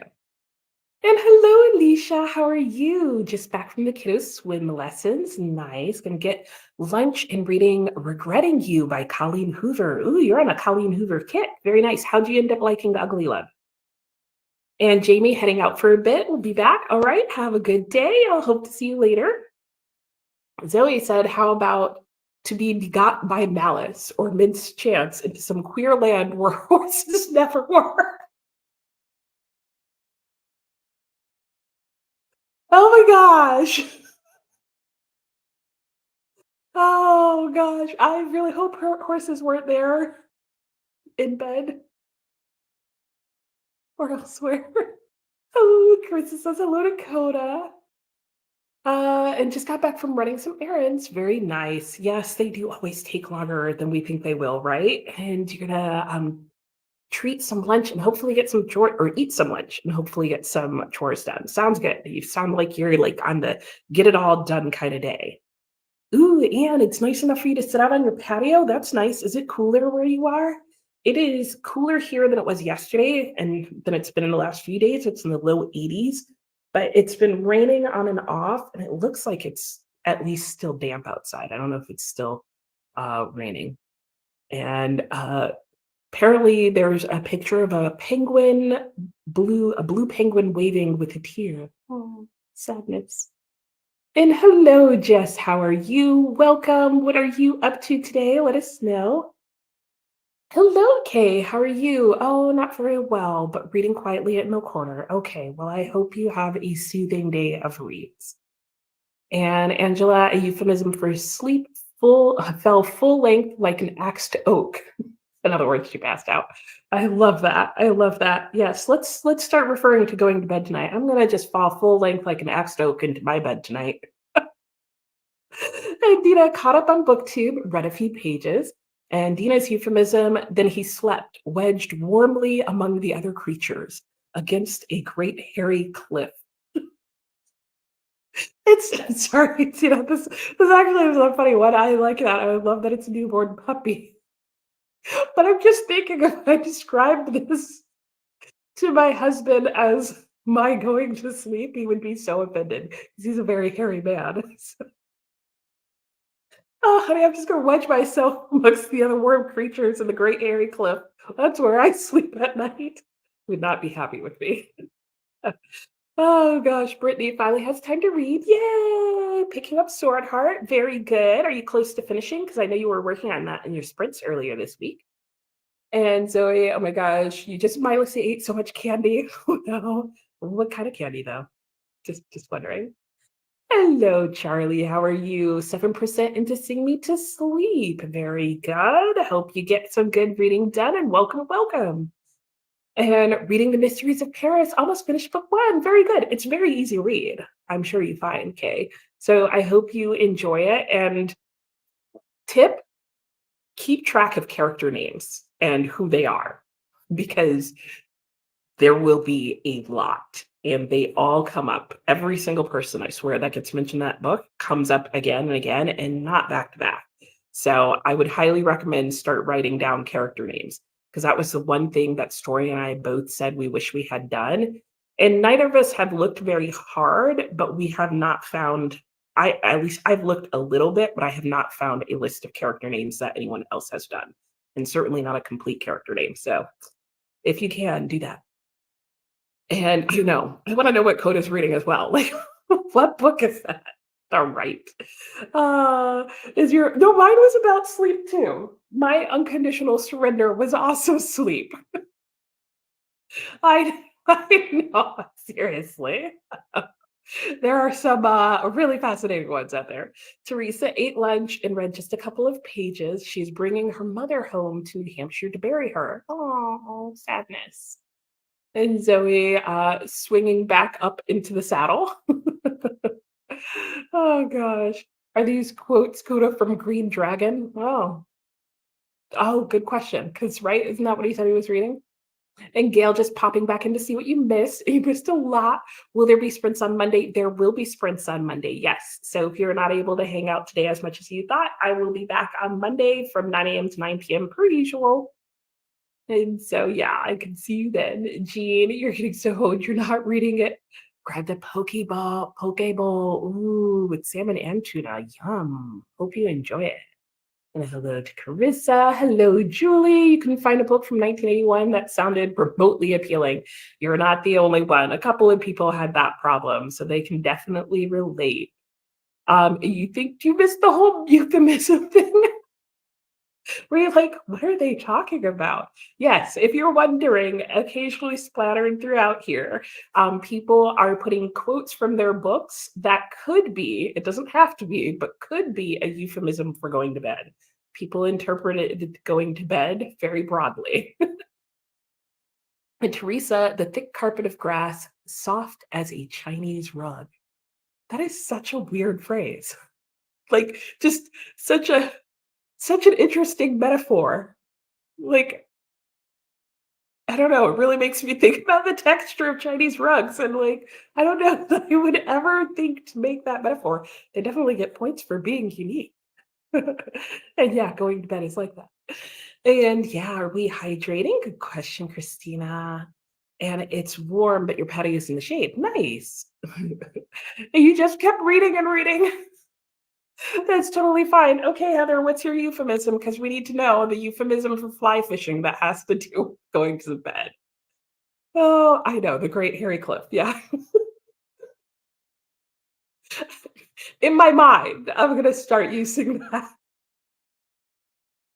I laugh every time. And hellos, hellos.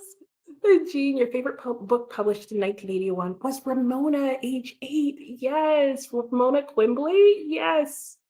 Yes, yes, yes. And Heather, from a river runs through it, the deep blue or a pool, and the quiet which they think is shallow and quiet, so they have a place to wade across to try the other side. There you go. I knew you'd have a good fly fishing related euphemism for going to sleep. Oh my gosh. Ooh, Anne's gonna grill later. Ooh, that sounds good. What are you gonna put on the grill? And I agree, Gail. These euphemisms are hilarious. And Angela, what? Just realized there are only 87 pages in this book? Oh, well, you will be finishing early. What were you reading again, Angela? That's a really short book. And Teresa, here's a weird one. So his nibs showed you the galley tonight. Yeah, or the gallery tonight. I'm not even sure where to start with that one, Teresa. And Jamie says, hello, hello, Jamie. Yeah, Ramona, right? That is a good one. And you will be not held responsible for any disagreement. Me and my great hairy cliff. Oh, and now I just need to take a picture. So we're gonna frame it with that, like visiting the hairy cliff. I could just go on. All right, we are going to go ahead and go into our next sprint. And oh, that's right, you're reading the Breakfast at Tiffany's. I guess it was short, wasn't it? Huh. Interesting. But let me go ahead and share our next phrase. And remember that this is a phrase or a word that you can take from your book. It does not have to be literally your book is finding this. This is not necessarily a scavenger hunt, though you can do that. But you can also use your imagination and change a word or a phrase to fit the prompt. And the prompt for this one is going to be, let's see, I haven't read it either, a line that should be on the back cover to sell this book. Good luck. So in your book, find a line from it, any line you want that you think should be on the back cover that would sell your book. Like people would buy it, like convince us. Maybe we need to do like a vote on this when we're done and say like which book we now think we're going to buy based on what you guys have put on the back. And then we're going to sell it to marketing and become millionaires. That's the plan. And Jamie just got back from the gym and deciding what to read from 1979. Tempted to reread The Never Ending Story. Oh my gosh, yes, that's what I would pick. But might restart Goodell, Escher, Bach instead. Okay, haven't heard of that one, but must be good if it's in competition with The Never Ending Story. Started in middle school and never finished. You're a little behind. Zoe Granddad's Old Thumbbuster must be the euphemism for something. Oh my gosh, I don't know either. LA just read a line that said, with the absence of women, they had taken to cows. Oh, oh no. That's not even a euphemism. It is, because otherwise, seriously disturbing and go back to the other one or somebody else mentioned animals, and never horses. And his favorite book was How the Grinch Stole Christmas, was published in the year you were born. Nice. And Diana, your characters don't shop and they haven't been tired yet. I don't think the dead people in the graveyard are just napping, right? Wow. Wonderful. Okay, so I'm now going to start our timer so we can go into our next sprint, which was perfect because the timer just went off saying, Nicole, get them back to sprinting. And I will do that. And on this sprint, yeah, I think I'm going to just try and finish my book and I will update the banner so that it says the correct new phrase we're searching for. So let's all find a line that should be on the back cover of your book to sell it to us, or you should sell it to us. All right, here we go, and I will see you all in an hour.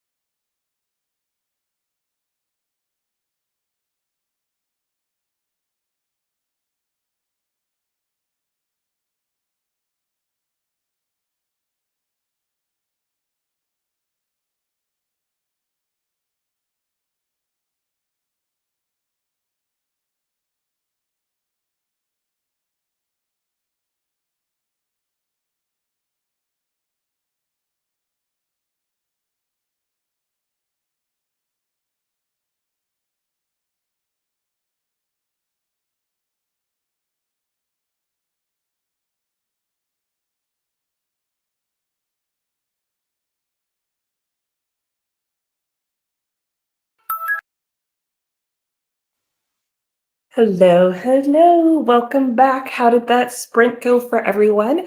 Mine went really well. I read the whole time. I was super into my book and I finished it. So that was it for me in a month in the country. And I was still trying to gather my thoughts to decide how I want to rate this book, which is actually super important because a five-star book for me is a book that I want to keep and read and reread and loan to friends and make sure they give it back to me. Um, and part of the reason that I really want to decide whether or not this is a five-star read for me is because my local bookstore has a special hardcover edition of this book that I really would want to go and buy if I decide that this is something that I want to keep for the long term. But my thoughts are still settling. So it's definitely not an immediate five-star, but I really enjoyed this book. There's so many fascinating things. And gosh, I do think it's a book I would reread each summer. It's got some good summer vibes. It would be a great beach read, but yeah, it's deep and thoughtful at the same time while still keeping it lighthearted in a lot of ways. And there's some good, interesting things that happen at the end there, including like it taking me two-thirds of the book to realize that who Vinny is. Like that was not supposed to be a surprise, but for some reason I was not figuring that out. And if you've read the book, you know who Vinny is, and it's pretty obvious very early in the book. Like, again, it's not a surprise. Anyway, and then I did share a line from my book that would be on the back cover that would sell this book. I had a funny one, and I had like a more like a realistic line. And I actually have a line at the very end of the book, but it was too long. Not that the one that I went with was short. There's a couple of things in here that I feel like you could put on the back of the book, but I love the way this book closes. I thought it was brilliant close and beautifully written and came together so nicely, especially for a shorter book. So if you are reading the book and you haven't answered yet, you'll see it in the little description bar below here. Share a line that should be on the back of your book that would sell us your book. So that would sell your book. And yeah, let me go to the chat and see what you all were up to. And let's see. And oh yeah, and I was going to look up an Indigenous author for you. I will do that. And Anne says, after reading these Indigenous stories, you don't think Thanksgiving will ever be the same. I can definitely see that. Or Columbus Day. You will understand why some people call it Indigenous People Day and celebrate that instead. So, hot topic issue, not getting into politics, but just food for thought to add to your comment and whatnot. And so, my answer for it's prompt four, I said three below, it's four, it doesn't really matter, was you have, so for my book, you have come back from a place where you have seen things beyond belief, things which you cannot talk of yet can't forget, but things which are at the heart of religion.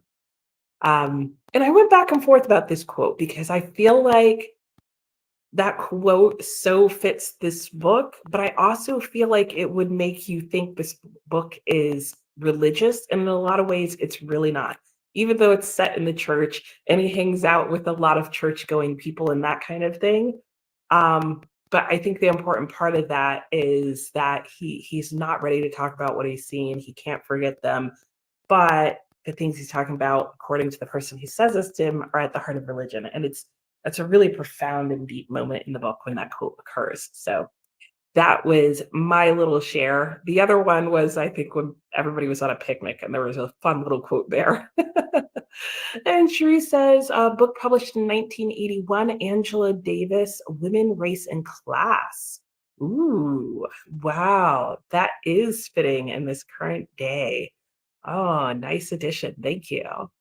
And and you just got a notification that six major publishing companies and several authors have filed a lawsuit in Florida challenging book bans as unconstitutional. And you know what? Depending on the contents of their book, that may hold, especially depending on what part of the Constitution they're going with. I mean, constitutionally, First Amendment would only apply if the books are speaking out against the government. A lot of people don't realize that.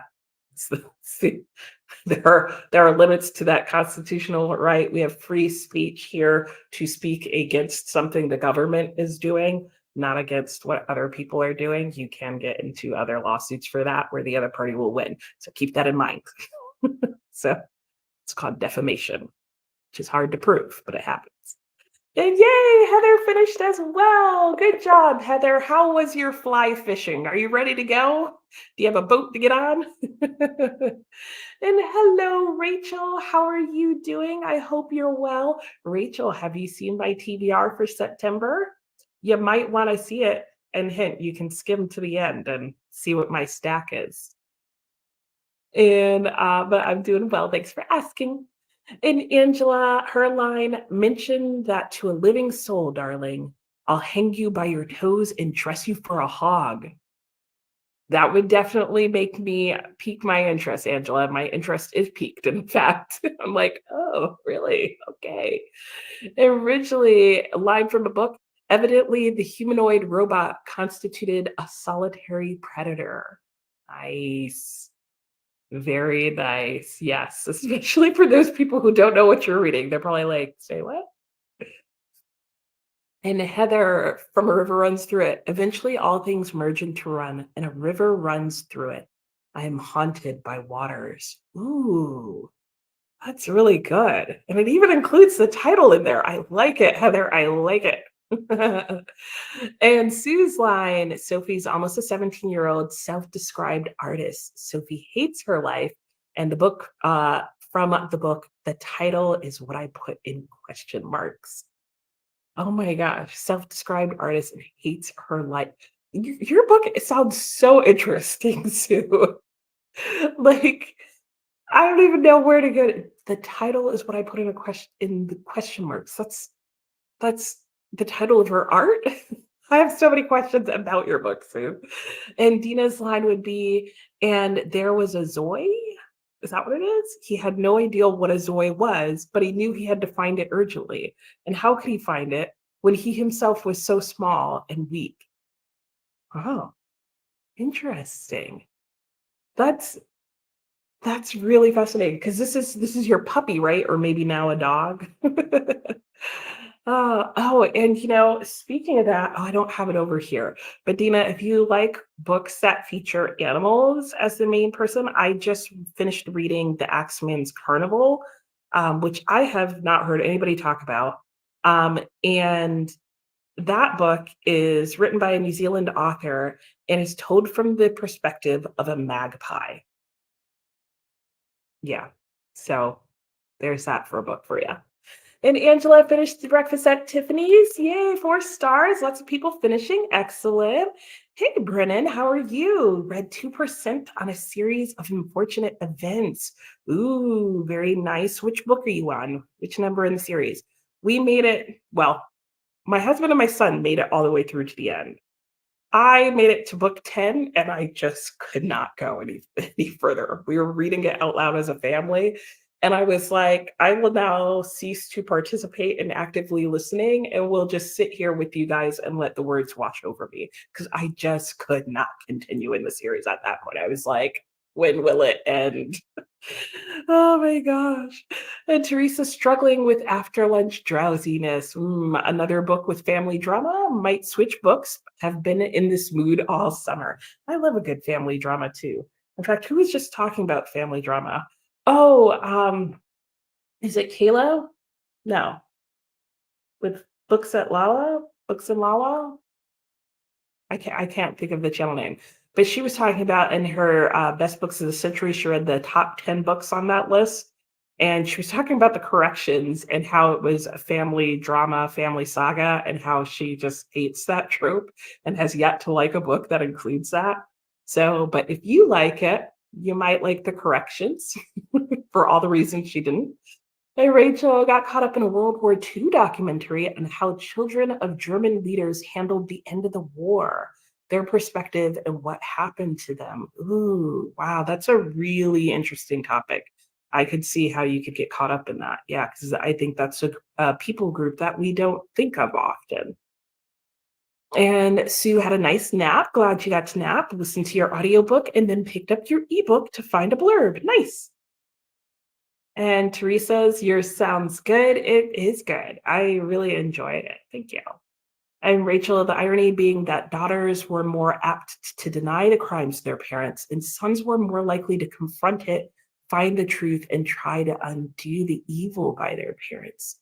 That's interesting. And I wonder how much that difference had to do with other social norms of the time. You know what I mean? Like, I wonder if horror of horrors that had happened more recently with like more progress in like women's rights and that kind of thing, if that would have changed. Like, did the women feel like there was less they were able to do because they literally could do less? Does that make sense? And Heather gives you gave your book a 4. Okay, it's drawing important life lessons and poetry from a rather esoteric and otherwise untreatable pastime for most of us. Very true. Yeah, and I wonder if that's what made people like the movie as well, right? Because clearly not everybody went to see that movie because they were into fly fishing. But your book does sound very poetic, Heather. I would agree with that. And Lisa's 25% into The Outsiders. It's fantastic. That's what I've heard. And you're going to look for the movie when you're done. Nice. A book and a movie night. And Marcella finished your book as well. Yay. And it's bedtime. Oh, you're very welcome. I'm so glad you could join and have a good night. And thanks for sharing and participating. Lots of fun meeting you. And Livia, they had learned to fear her anger. Ooh, that would be a good like I could see that on the back of the book. They need to talk to you, Olivia, for more marketing tips. And Jamie, for your 5-star books that you reread and loan out a lot, you keep extra, not as nice copies. Yeah. I may do that as well because I tend to annotate, usually lightly, sometimes not so much so, in my paperbacks. And then I buy like pristine hardbacks that I will never give to a friend because some people don't give your books back. Like, let's just be real. And I'm the type of person that I'm like, okay, you really want this? I'm not giving it to you, but I will buy it for you. Like, here you go. Let's go to the store right now. And Heather's off to train horses, which itself is deep philosophical and esoteric and largely unrelatable. Check back later. Sounds good, Heather. Have fun with the horses, and we'll see you in a little while. And it will probably end up in the Supreme Court. Yeah, it probably will. Yeah, I hear you. I hear you. And Jamie restarted Goodell, Escher, Bach by Douglas. Okay, it's a nonfiction, kind of mind puzzles, math, logic, and music. Oh, so Pulitzer Prize winner. Very interesting. Very interesting. Okay, and I'm assuming Pulitzer Prize for nonfiction. Huh. Okay, I've never heard of it. And added the Accent Carnival to your TBR. A friend just told you about the book and she bought it in New Zealand. How fun. Yes, I heard it was like a massive bestseller in New Zealand. And I only figured out partway through the book that it was set in New Zealand. So I was like, where are these people? Like, this is a very interesting setting. And like, why do they keep calling each other mate, but then referring to Australia as where things were from? I don't know why it took me so long to place the book. I should have read more of the inside or outside flaps on it, apparently. And also, I think I said that in my TBR video that I had chosen that book because it was newly released because I thought it was a new translation of, or the book had just been translated into English. No, it was written in English. It's just been published, as far as I know, for the first time in the US. Anyway, only listen to some of what I say until I've read a book.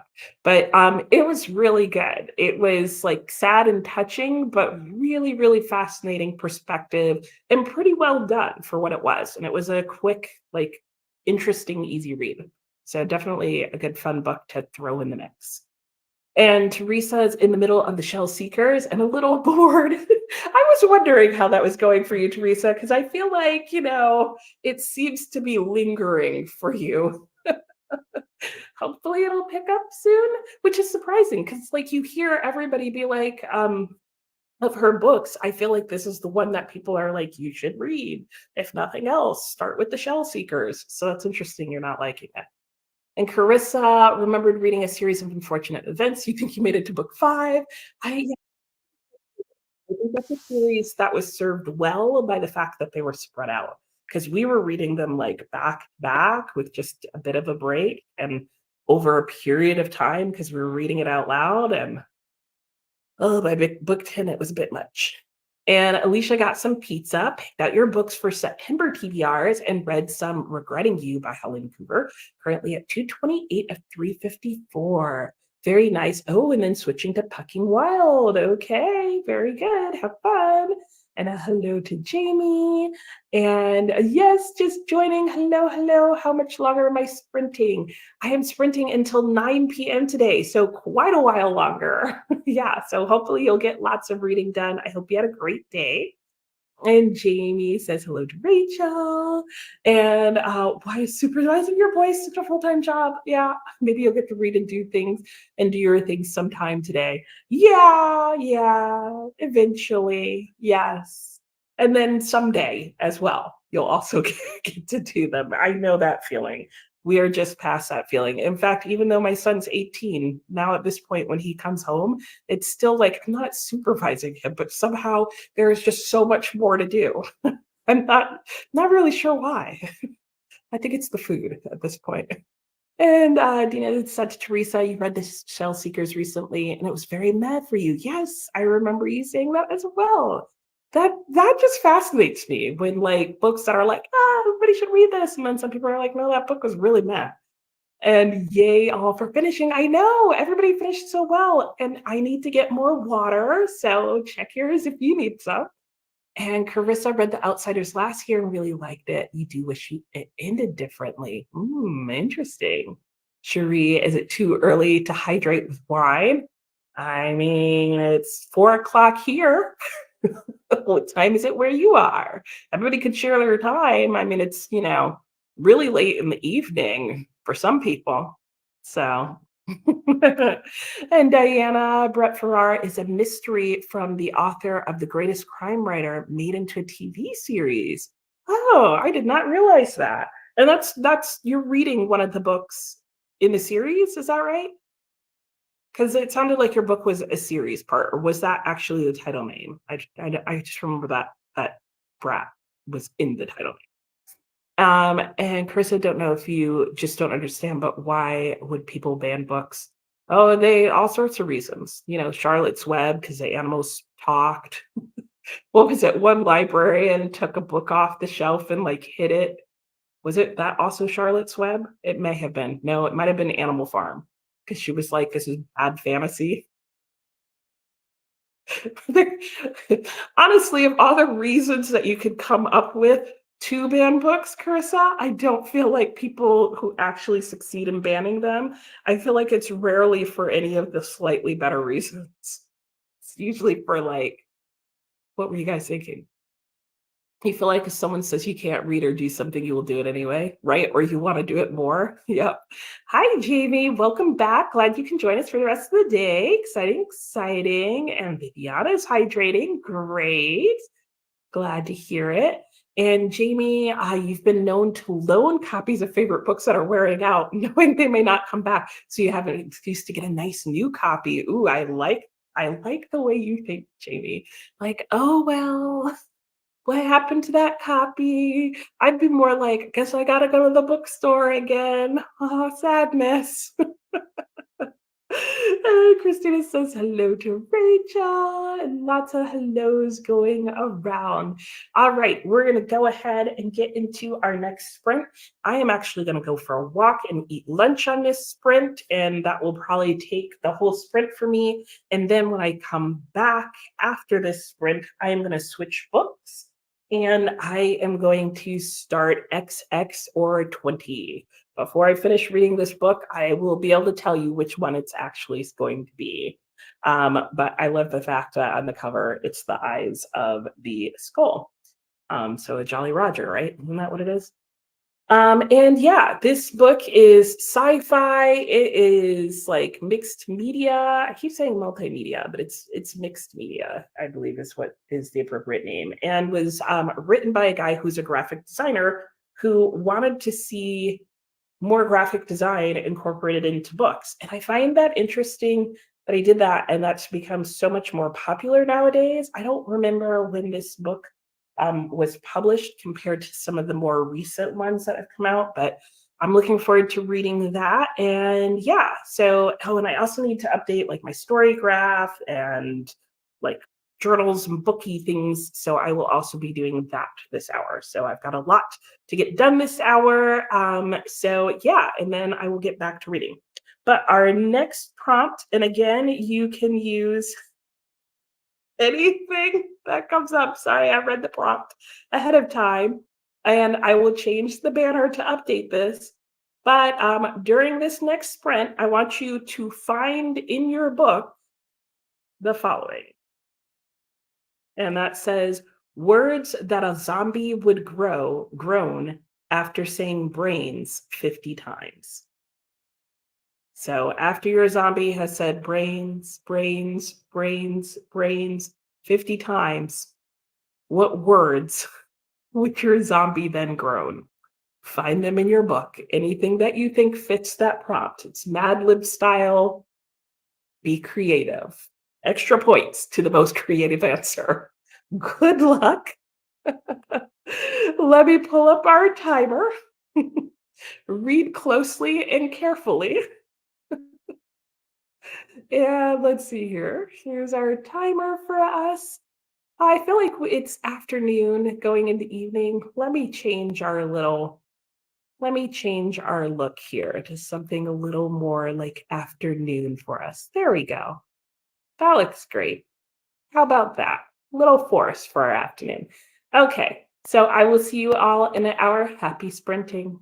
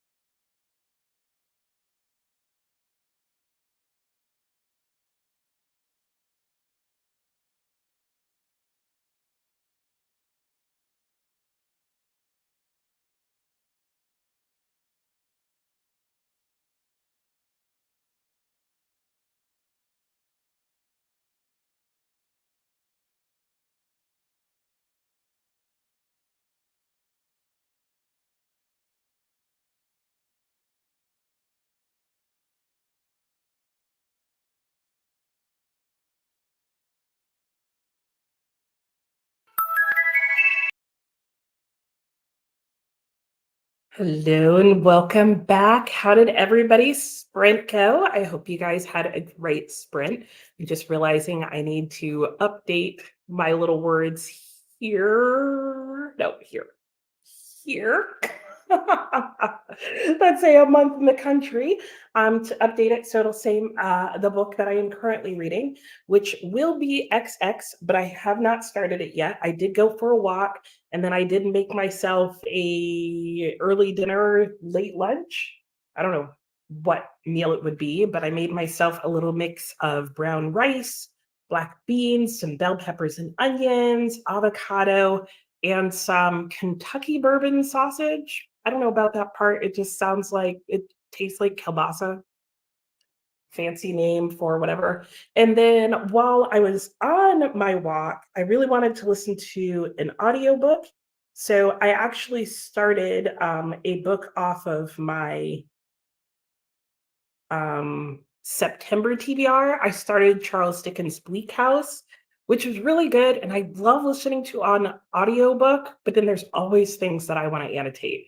And so I realized, yeah, stop kidding yourself. You're just going to spend the entire book wishing you could annotate an actual book. So I did take that off. And what do I have? I switched to listening to Strange the Dreamer. So that will be the audiobook that I have like on hand to listen to. So I'm excited about that. So I may listen to some more, but I still have a few bits of like um, updating of my different like spreadsheets and stuff for my books. And I want to make sure I get those all up to date because I realize that I'm behind by a couple of books. So I'm going to do that. And then I will finally go to reading this. Right? I feel like there's something else that I'm forgetting to do. It must not be that important. Um, Yeah, I think that's it. Okay, so I didn't read anything, so I don't have anything to add to our fifth prompt, which if you don't know what I'm talking about, because you recently joined and you weren't paying attention, I have a little game going on here. And this used to be an actual game that you can buy. I think they did a Kickstarter for it. And then it seems like it got picked up by a actual game company for a very short run. And now you can buy the game on eBay probably or something like that, but you can also just go to their site and they'll allow you to download it for free. And it's called Bring Your Own Book. And I'll show you very closely. You can see it at the top there if it'll focus. Man, it won't really. But if you could see it, that's what it says at the top. Nope, not going to happen. Anyway, it is called Bring Your Own Book, and it is just cards that have on each side different little book-related prompts. And the game was initially intended that you could get together with your friends. Everybody could bring a book to the book party if you would, and you could just go through and like each read a prompt and like whoever answers the right thing. It's like apples to apples, but with books. So in theory, we should be in competition with one another. But yeah, so for right now, I'm going to read through the comments and I'm going to look for your answers to from your book. Share words that a zombie would groan after having said brains 50 times. So I think the idea is hopefully your zombie wouldn't say brains again. So I'll be looking to see what your zombies would say in your books, regardless of what book you are reading. And when we left off, we were talking about loaning books to friends and different ways to do that, since we know you might not get that book back. And Carissa said her trick is she doesn't like loaning out books, and that's fair. And Christina, no, not too early to Cherie. It's 5 o'clock somewhere. And this was an answer to, could you hydrate with some wine? And Diana was saying the title of the series, she had several books to movie series. Her most notable work was Daughter of Time. Okay, interesting. Interesting. Well, thank you for answering that. Sorry I didn't get to it until an hour later. And Jamie, I know I read The Shell Seekers, but don't remember reading it or anything about it. I have learned that's a bad sign. So probably for all the reasons that they're saying they're not enjoying it. And Christina, although I have a theory that water helps push coffee and wine into action. That's interesting. And Anne have signed books you will never loan. Also have Franklin Library books that are never leaving your house. Yep, I don't blame you there. And Cherie's like, pour it up then, let's go. And Jamie, yeah.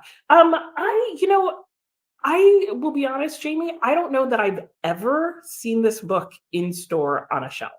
Like, not even the coolest bookstore I've gone into. I myself did eventually, right? Is that true? Did I get this off the shelf? I'm pretty sure I ordered this. Because I feel like if I had found this in store, that it would have been so remarkable that I would have actually bought it immediately. Because I have heard about this book for years and have been keeping an eye out for it. Though, in all fairness, I don't walk into the sci-fi section of bookstores that often. But when I have, I've never seen it. But it even has these really cool graphics as the end papers. So yeah. And Olivia, not your current book, but the one that you read this morning, A Cozy Mystery, Murder Next Door. Nice. Or that was the book that you read earlier. Oh, here's your quote. I should just go buy a new one and be done with it. Oh my gosh. Okay, Viviana was referring back a couple of prompts to spine-tingling fiction is the best. Oh, and that would be the quote that she would put on the back of her book to sell it. Nice. And Jamie for a zombie would be creech, creech, creeching. Nice. That sounds like zombie noise for sure. And thank you so much. Oh, and Jim, I will call you Jim. And your zombie groans would be, sorry if I offended you.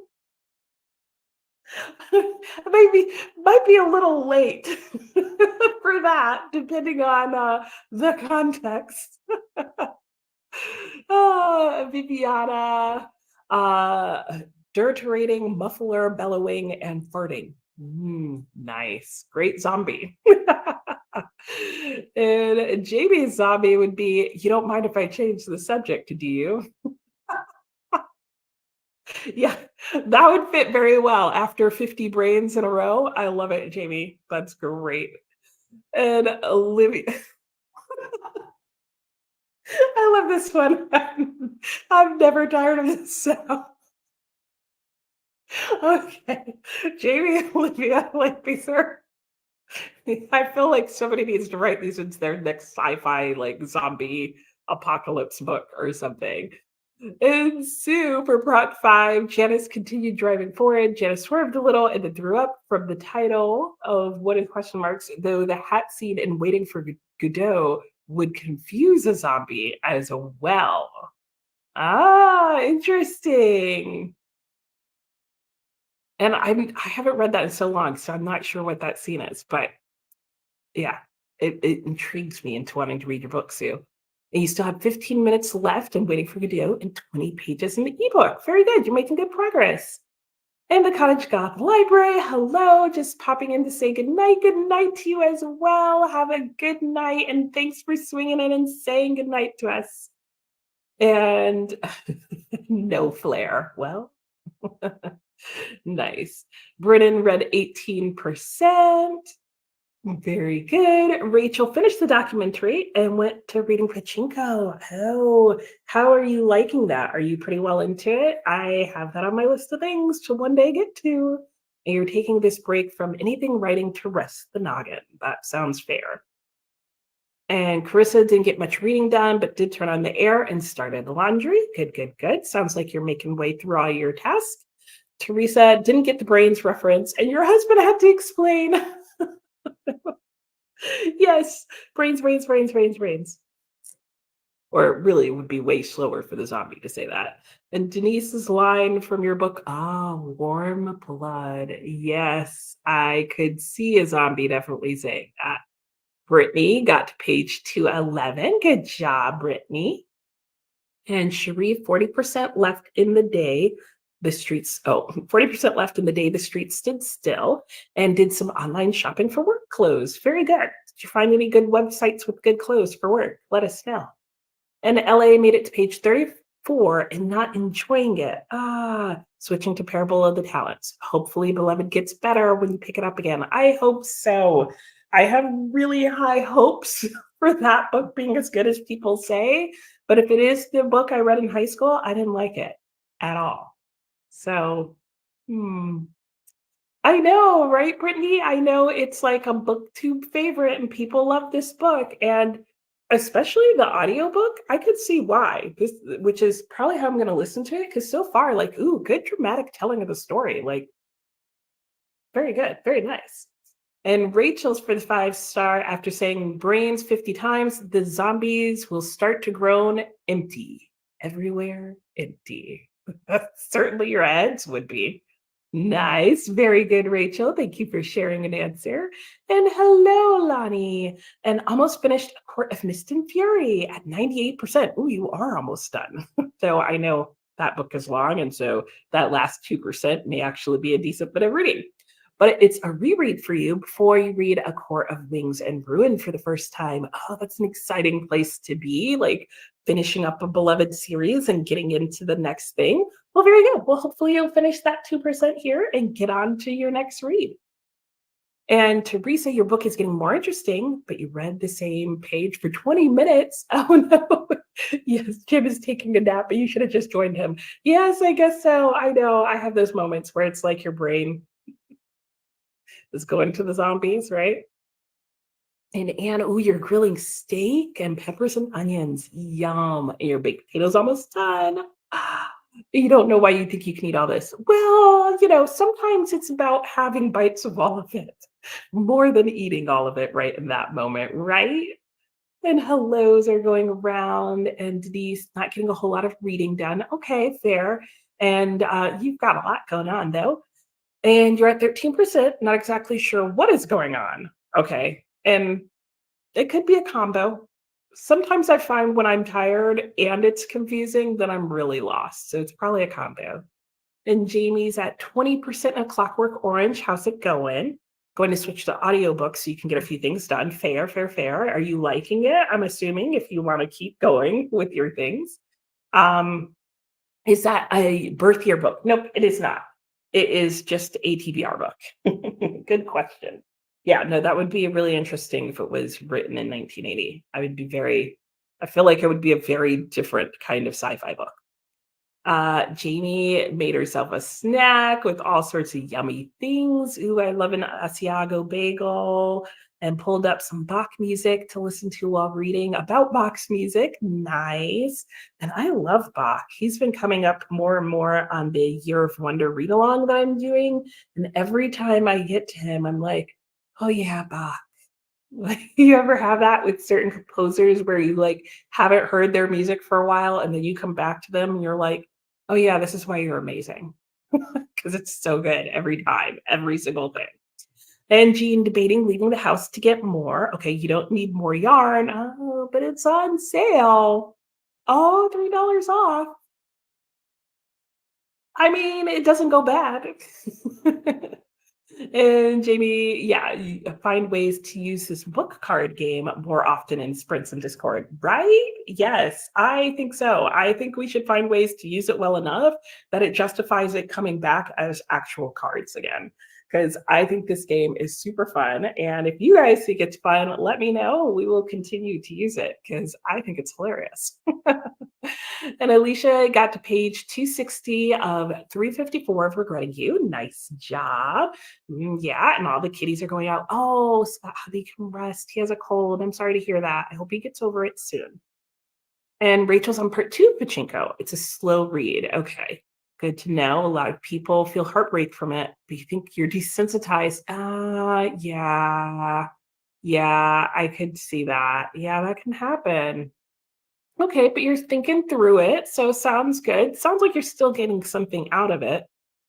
That's a good question. Or is it just something to do with the characterization? Huh. Huh. Could be. Could be. Like maybe you would have needed it to be like a first person to connect more deeply.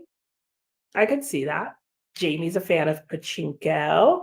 And yeah, I know, right? I will definitely be using it more. I really enjoy the game. And Carissa, fight that feeling every day, but you're trying to get through your yarn stash. Like it's in big things, fast things. You agree. You love Pachinko and will be rereading it when winter comes. Oh, is that a good time of year to read it? Is it mainly set in a colder season? Because I'm thinking when we get to winter, because I'm hoping we're in a slightly more wintry place, I really want to up my winter vibes. That is my plan. And Carissa, you don't have room to put the extra yarn for now. Space is always a good limiter. That's how I do things, even with my books, believe it or not. As much as I haul books, I have two rules. I can't haul more than I can afford, and I can't haul more than I can shelve. And like on my main bookshelves that I own, except I currently don't own any bookshelves. And guys, I think I'm gonna have to get bookshelves built into our new home. That's the plan that I'm thinking of doing. But I'm thinking I want quality ones that they can like put into the walls, but that I could take with me if I like well enough. That's what we're thinking about doing, but I'm gonna give that price and then I'll get back to you. And I don't need them to be like crazy huge displays. Like I literally need them to be shelves that won't fall down. Like that won't like break my house and that my books won't break the shelves. So I would actually totally be fine if they were nothing more than just shelves going across the wall. But I feel like that puts a lot of weight there. So I don't know if it's better to have bookcases, but I'm going to ask a carpenter and somebody who knows what they're doing. And I'm thinking they'll figure it all out for me. But yeah, let me know if you have any thoughts or opinions about that. And hopefully, in like a month, you guys will see my new permanent space and can give me even more of your opinion on that. But I will probably be in an echoey space for a while as we furnish our new house because we got rid of a ton of furniture. Anyway, and Lisa also enjoyed Pachinko. Denise loves the game. Oh, I wish you could be more involved, but I will definitely be playing it again in the future. Viviana, you're welcome.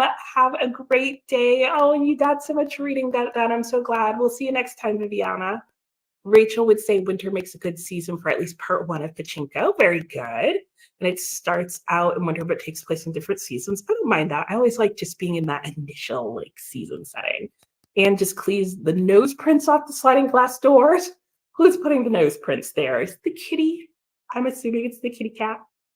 And Carissa can't do any of those things now because you're renting. Yes, yes, yes. Oh, and built-in yarn shelves or cubbies. I like yarn and cubbies. That's also why you don't anchor your bookshelves to the wall because you want your deposit back. I don't blame you there. I think now you can actually buy like hooks.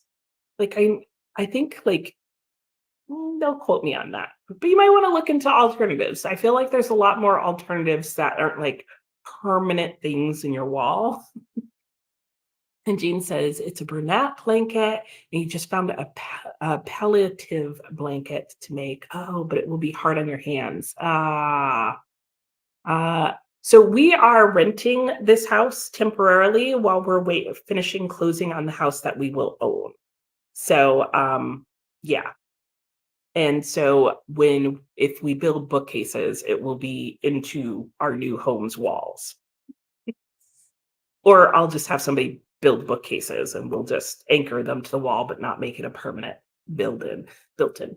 You might enjoy it. Okay, it's best read a chapter at a time, and I will even be stretching it out through the whole month of September, but it's really interesting. Okay, I will make a note of it and look it up.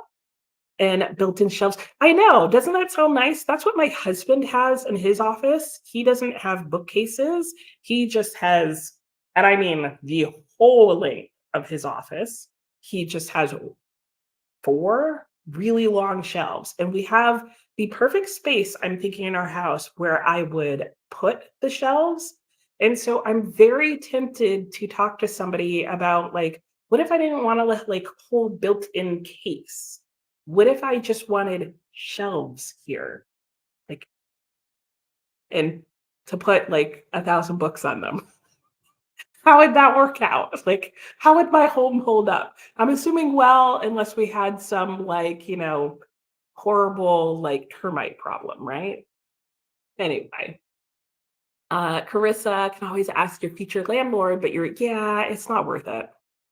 Yeah, it's not worth it. I know that feeling because then you're gonna want them back and it's gonna be a hassle. And Lisa also likes the game. Great. We will continue to play it. And your shelves are IKEA. Yep. I never anchored mine either, even when I had a child. And Carissa, the places that you're looking at now have a lot more space and you can possibly have more than one shelf. That would be awesome. I like that for you, as they say. All right, let me pick our next prompt and get us into our sprint so that I can eat the rest of my lunch, finish filling in all the things, and start my reading my book. So our next one is going to be, I'm just going to pull one. I won't look at it either. And here it is. So you are going to share from your book the title, what could be the title of a post-apocalyptic sci-fi novel. So find in your book as you read some word or phrase or set of words that you feel like you could say was the title of a post-apocalyptic sci-fi novel. How's that? That will be your next reading challenge. Read closely. And I don't know about you, but this game is actually making me pay a lot more attention to phrases and sentences and specific words used in my book. I feel like I'm actually reading it more closely in the most ridiculous way possible. And Ellie said your shelves are anchored, but you still get paranoid about them falling, so you bought more anchors. I don't blame you. Like when I think about it, I get really paranoid about that. Yes, especially when your daughter starts walking. I agree. Built-in shelves are great. They're just if they're just bookcases that you anchor your wall that fit floor to ceiling, that always looks great. And also great insulation for exterior walls. I never thought about that, but that is true. And hello, Amy. You didn't anchor anything with kid number one. It was kid number two who required it. Who brought the dresser drawers down on his big sister. Yikes. Yeah, I bet you anchored everything with him. Torn About used a ball of yarn that has fallen off a shelf and has been exposed to bright sunshine. Ooh. It depends on what you're using it for. And also if you use colors that if it faded, it would still look good for. So long as it's not like your pop of red in the blanket, I think you'd be okay. Would love built-in bookshelves with the ladder. I know, right? I've thought of that too. And the ceilings in there are tall enough that they would justify a ladder if you had a top shelf. And you think fall or early spring is a good time to read Pachinko. Oh, okay. Well, good. Then I'll be good anytime for the next few months to read it. All right, let me get us into our next sprint. I need to click the correct button to actually show you the screen. And I will reset our timer and then I will update our banners that you guys can leave your new title for a sci-fi book. Anyway, I'll see you in an hour. Happy sprinting.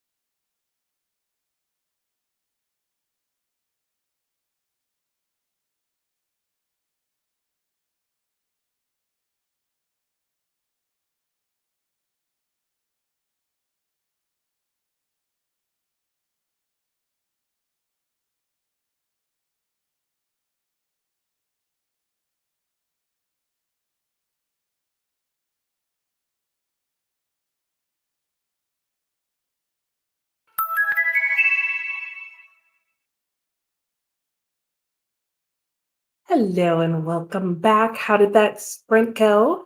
Mine went well. What did I do? I finished updating all my bookish things, and I did actually get into just maybe, I'll hold it at this angle, slightly less glare, just maybe like 2 or 3 pages into this book. Not very far at all. I'm on page 4. And it's going well. It's just I picked it up at the very end of the sprint. And then just as I was settling into it, I heard a noise. I'm pretty sure, guys, that the little mouse is back in the house. Got Mickey Mouse's clubhouse going on over here. I think he's under the fridge, or maybe back under the oven. Wherever he is, it's not little plastic bags I'm hearing, but I'm hearing what sound like little tiny feet on hardwood floors to me. And it's creeping me out. So have I been stomping around a little bit during this sprint? Yeah, I may have been. Like, go back in your hole. You have some point of entry and exit. Use it wisely, use it now, or just jump in the trap and let's like get over it and like take you to some foresty home far away from here. That's fine too. We have options. But I can definitely hear something. And I heard it last night too. And I thankfully forgot about it this morning. But I was hoping it was just my imagination, and it's not. So there's that. Help me. Save me. Come get me.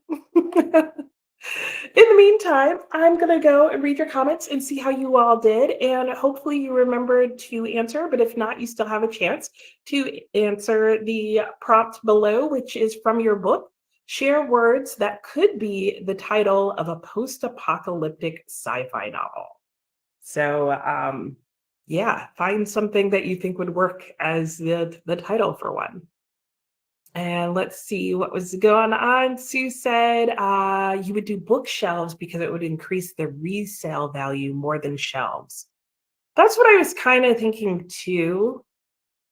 But we do have kind of a contemporary looking home, more contemporary looking on the outside than it is on the inside.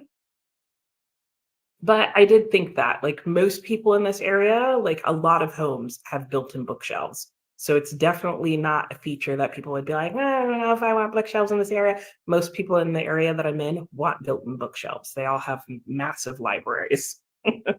At least that's what I gleaned from the number of homes that we saw that had numerous built-in bookshelves. You just happened to buy one of the few that didn't. But like I said, it has the perfect little niche in the living room for some built-in bookshelves to go. It's just a bookshelf depth or a bookcase depth area that's like bumped out in the wall. That's just along one wall. And like, I guess other people might put their television or something there, but you could still do that if we make it in such a way that you can like take the shelves out. And there are plugs over there that I will still allow to be available because there's nothing worse than a wall that you want to plug something into and you can't. And I'll probably do cutouts in the shelves so that you can also do cords. I don't know. We'll see. Just brainstorming right now. And Gina also thinks the game is very fun. I'm glad Sue's come in with our first potential title name, which is All Mankind is Us. Ooh, I like that. Ooh, that sounds like it would be a really like deep and thought-provoking sci-fi novel, Sue. I really like that. Like somebody needs to now write all these books that we've come up with ideas for. I am also enjoying this game. From the book you're reading, Rachel, as a sci-fi dystopian, misshapen mouth. Ooh. That would be interesting. I have so many thoughts about like where that could go.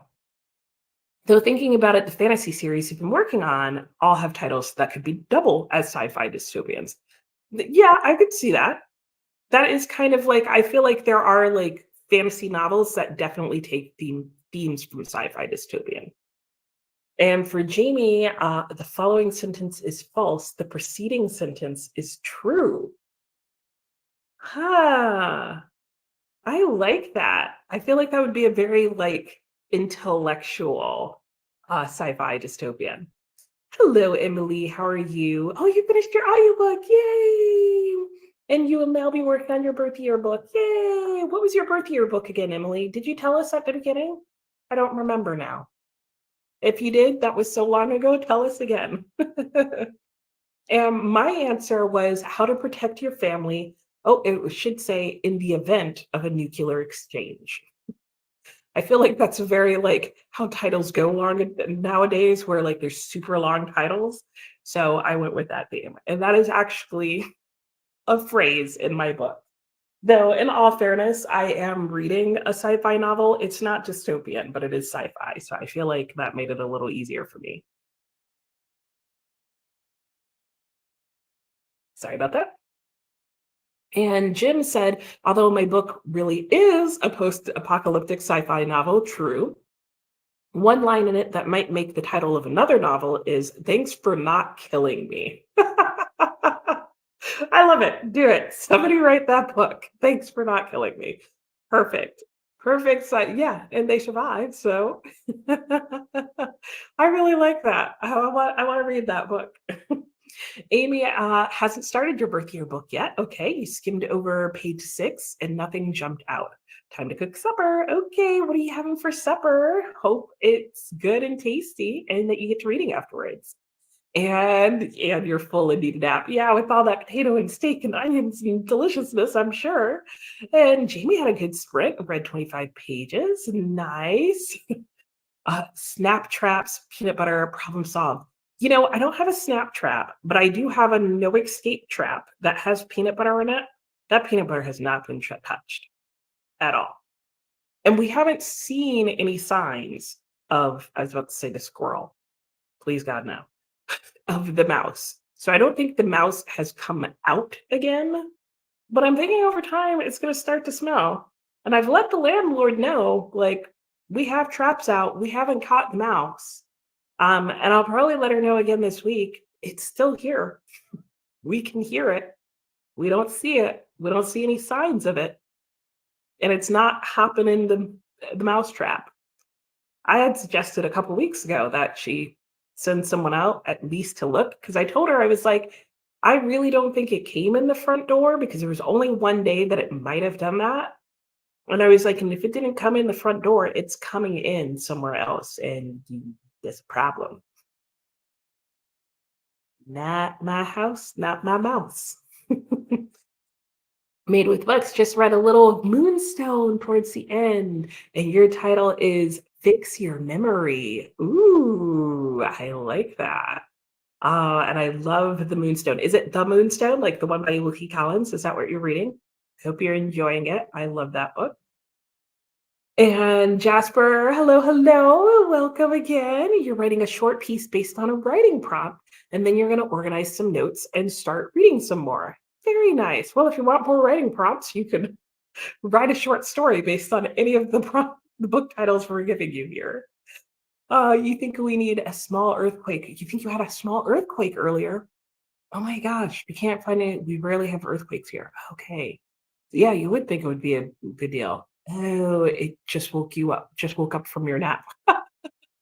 Nothing like waking up from your nap to an earthquake. At which point you go, was that my dream? Was that my nap? But yeah, or was that reality? Yeah, wow. It might take some time as they like try to figure out where it started and how far it goes.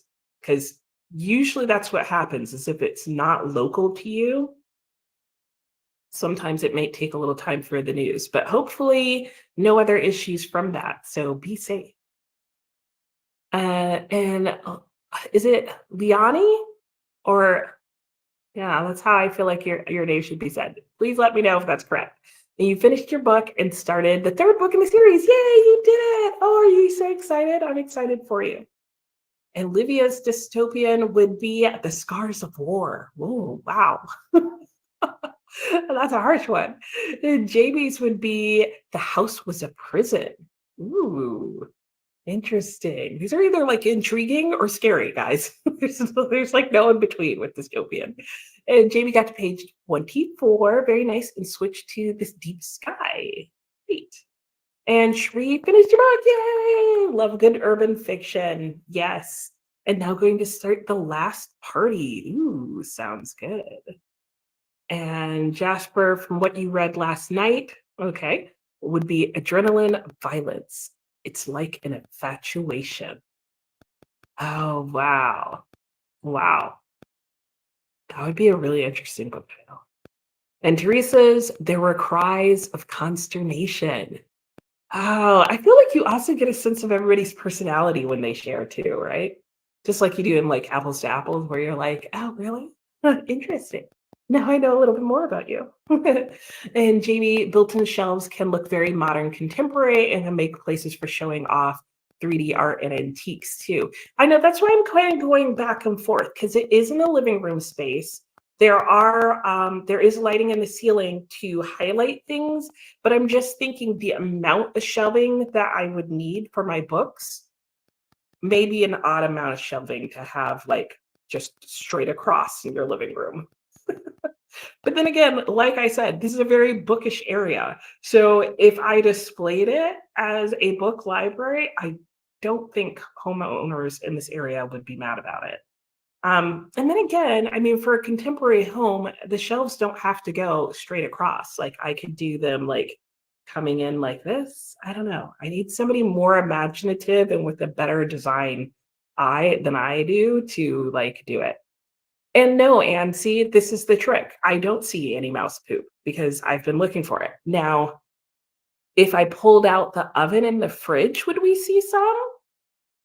Maybe. I don't know, but I also don't smell anything. Would it smell if it was pooping behind the oven in the fridge? I would think it would, right?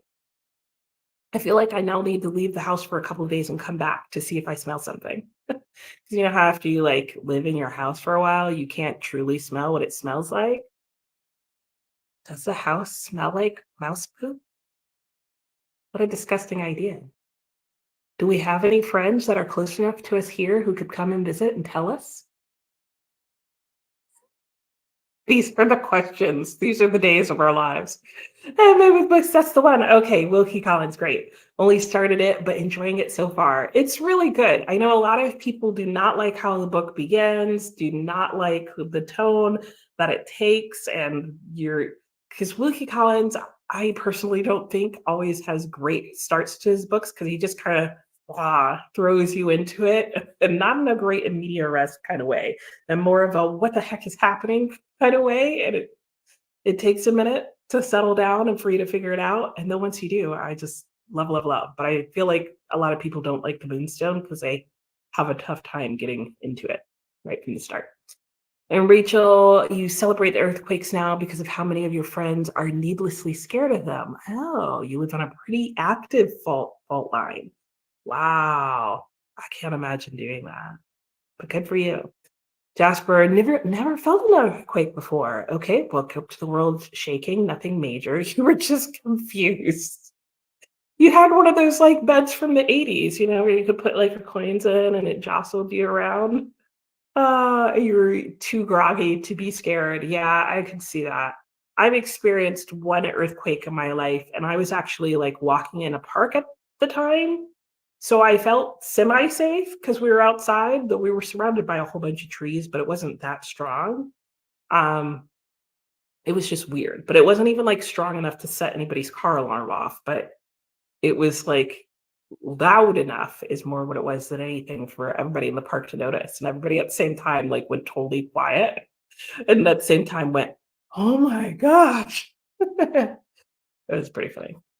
And Dina, you're bummed to miss the rest of the sprints. Oh, but go and enjoy your party. It's frowned upon to bring. I know.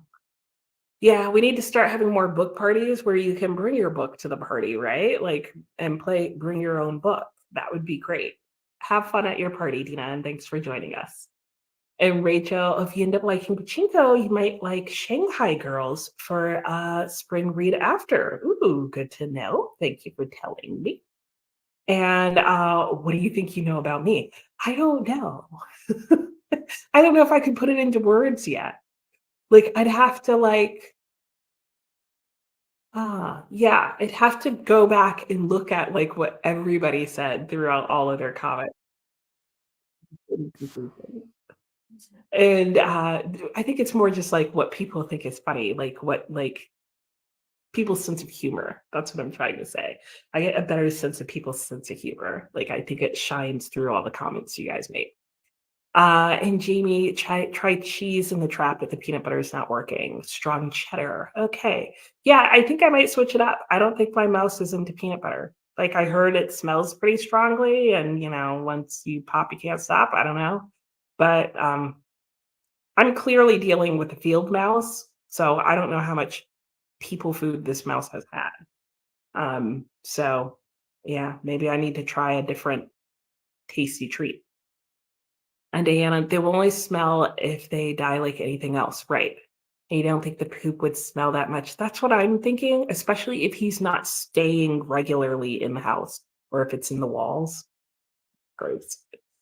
Christina, progress is being made. Yay. You finished a row on the blanket. Just 6 more and your blanket's done. Yay. And you got to chapter 9. Good job. You're making progress.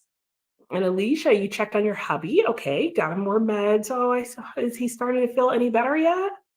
Or is it still like in the middle of all the gunk? And 318 out of 354, you're gonna finish that like in the next sprint or two if you're able. And are we hydrating? Yes, keeping ourselves well. And Carissa, you have had that experience. Oh, we've worked in a nursing home. Yes, and it took the people in the office to tell you if there was a strong smell. Yep, exactly. It's so weird to think that you can acclimate to certain smells, but thankfully, in some instances, we can. The earthquake section of the Volcano Discovery website is great for seeing earthquake reports. Oh, there you go, Jasper. They might be able to tell you what's going on. On the last sprint, Teresa started listening to From the Mixed Up Files of Mrs. Basil E. Frankweller. Nice. Hope you're enjoying. I feel like I've heard that title before. And are we quizzing Nicole how well she knows her chat? What do you know about me? What do I know about you, Rachel? I know you recently published a book that is on my PBR for September. How about that? I did that. Carissa listened to 5-ish minutes of your book and then started watching some YouTube videos. Nice. Sarvasha, how are you? Reading The Searcher by Tana French. Okay, you're not sure how you feel about it. Oh, it's interesting but slow moving for a mystery. I could see how that could happen. All right, hopefully it picks up for you. It was like driving down a gravel road level of shaking. Yes, I could see that. I could see that. Oh, your dad didn't feel it. Huh. And you walking around, you may not have noticed. That's true. I know the one that I experienced, you definitely would have noticed walking around, feeling it, not like crazy stumbling over or anything, but you would have noticed it, but it was very short, the one that I had. And speaking of gravel roads, it sounded like a large semi truck driving very close down a gravel road.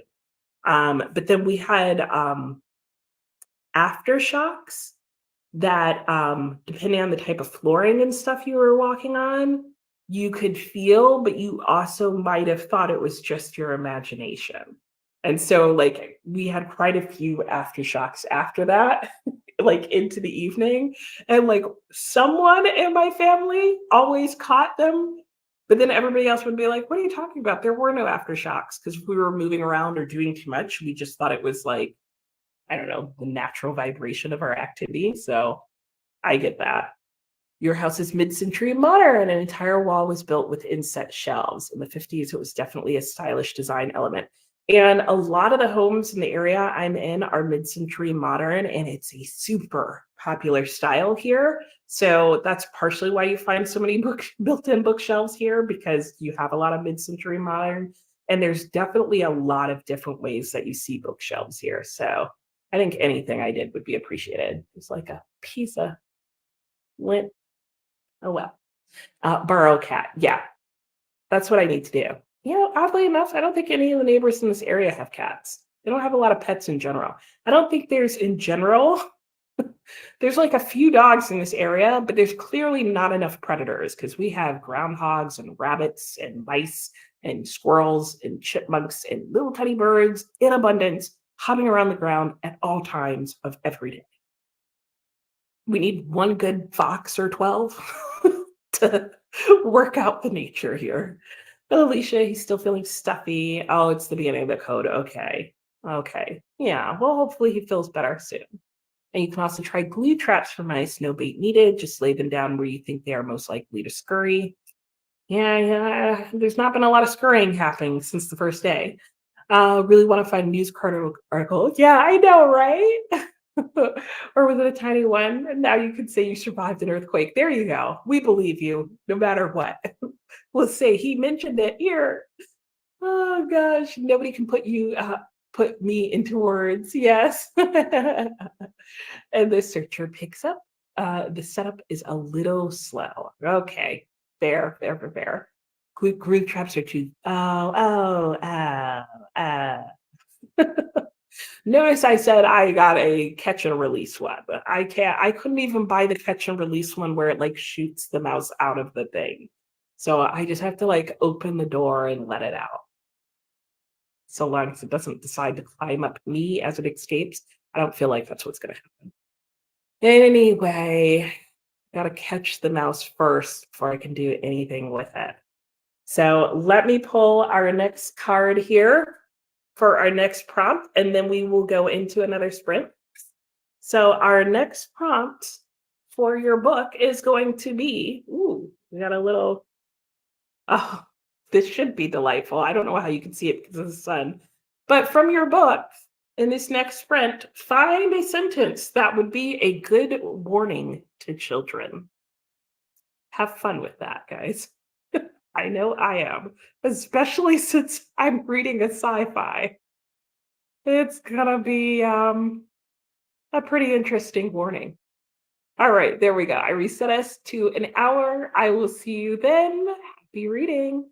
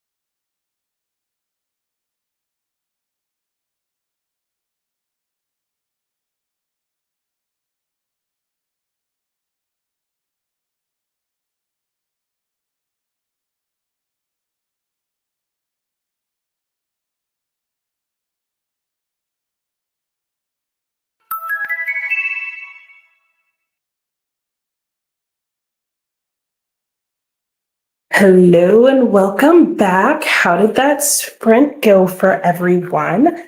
Mine went well, though I realized I forgot to look for a quote. I was doing it at first and then I took a break and I never came back to it. So, I did have one that I thought I had a section that had a couple in them, in fact. Let me see if I can find it. I'll have to look for it again. I guess it must have been closer towards the beginning of the book still. Anyway, I'll look forward to reading yours and maybe I'll post mine when we go back into the sprint because I don't want to spend time looking for them right now. But anyway, if you forgot, you can still take a moment and from your book, share words that would be a good warning to children. And it can be funny or otherwise. Like if you have some real good words of wisdom, do share. So yeah, let's see how that went. I did spend the vast majority of the time reading XX, and I am now on page 30. So it is coming along, and it's very interesting so far. And I've already had them read in the book, and then they kind of typed it out.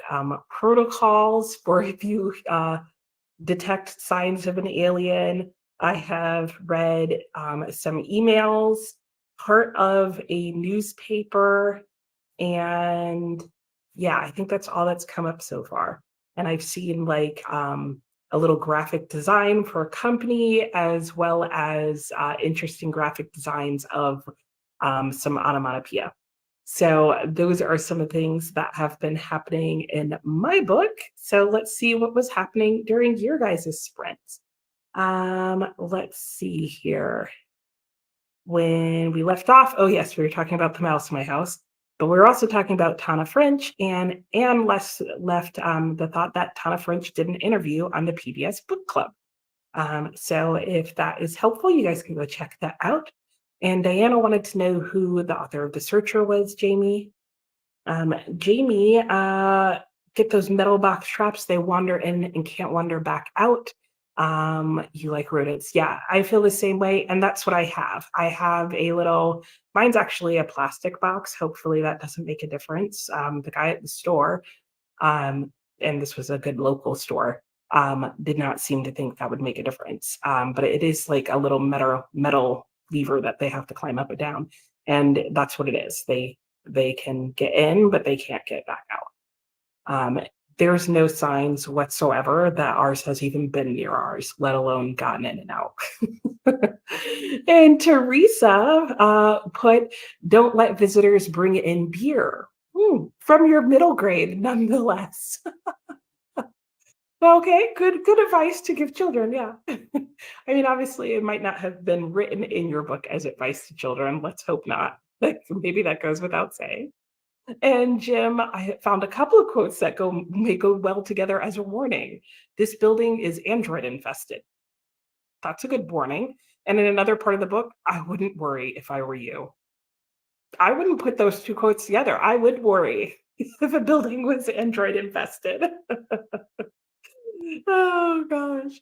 And Anne, you have a very heavy plastic resin table that the weather has gotten the better of. Oh, can you paint it? I know nothing about how resin interacts with anything, so I'd be the last to be able to tell you. And it's Hannah French. She's Irish. Okay, interesting. And hello, Selena. How are you? Good morning to you. I hope you have a wonderful day coming up and are enjoying your weekend. And Jamie, maybe look for sorts of paints used for painting fiberglass cars. Oh, and primer. Yep, that makes sense. And they make great for paint for plastics. That is true. And they make spray paints, a lot of spray paints for plastics as well. I don't know if they work on resin, but I know, what is it, like Krylon makes the like very supposedly easy to spray paint on things for outdoor furniture, especially. Made with books, most things they say have a moral if you look for it. Yes. And Rita, hello, you're still lurking. Oh, waiting on a dead phone and mic to charge to finish batch filming. Oh, I know that feeling. Well, hopefully that happens quickly and you're able to get all your filming done. And Jamie, for a words that you could use as a good warning for children, some of the cities which are considered huge by the locals are non-existent on your map. Concerning. That would be followed by good luck. Hello, Heather. You just woke up. Good morning. How are you? Ready to read some more? Very nice. Curious what kind of prompts you've missed. Oh, you have missed some. I wrote them down, Heather. But you can always go back and look. But in case you're wondering, let's see. Oh, I have them right in front of me. What am I doing? The one that we're on right now, Heather, is words that would be a good warning for children. You missed the title of post-apocalyptic sci-fi novels. You might want to go back and check those out. And words that a zombie would groan after saying brains 50 times. And a line that should be on the back cover to sell this book. I don't exactly remember exactly when you went to bed, but those are some of the ones that you've missed. So feel free to share any of them. And Sue's reading a story in the Garbagas anthology now, not specifically advice for kids, doesn't have to be. But here's some. A bite from one of those centipedes is toxic. Sounds like something you'd say to a toddler. And Olivia had, it is ill done to chain a dragon for roasting your meat. Solid advice, solid advice. Not fair at all to the dragon or your meat, which will probably be burnt to a cinder. And Rita, you're very welcome for the shout out. Absolutely, anytime. And Alicia, finished regretting you. Yay! And now switching to Pucking Wild. Yay! Oh, 345 out of 476. Okay, well, you should be able to finish that maybe this weekend, huh? And Zoe, hello, hello. How's everyone doing? We're still doing well. You fell asleep and then had to head home from dog sitting. Oh, yeah. How'd your dog sitting go? I hope it went well and that you had some good sleep and made with books, read more of the Moonstone, and going to bed. You're very welcome for the sprints. I'm glad you're enjoying the Moonstone and have a great evening.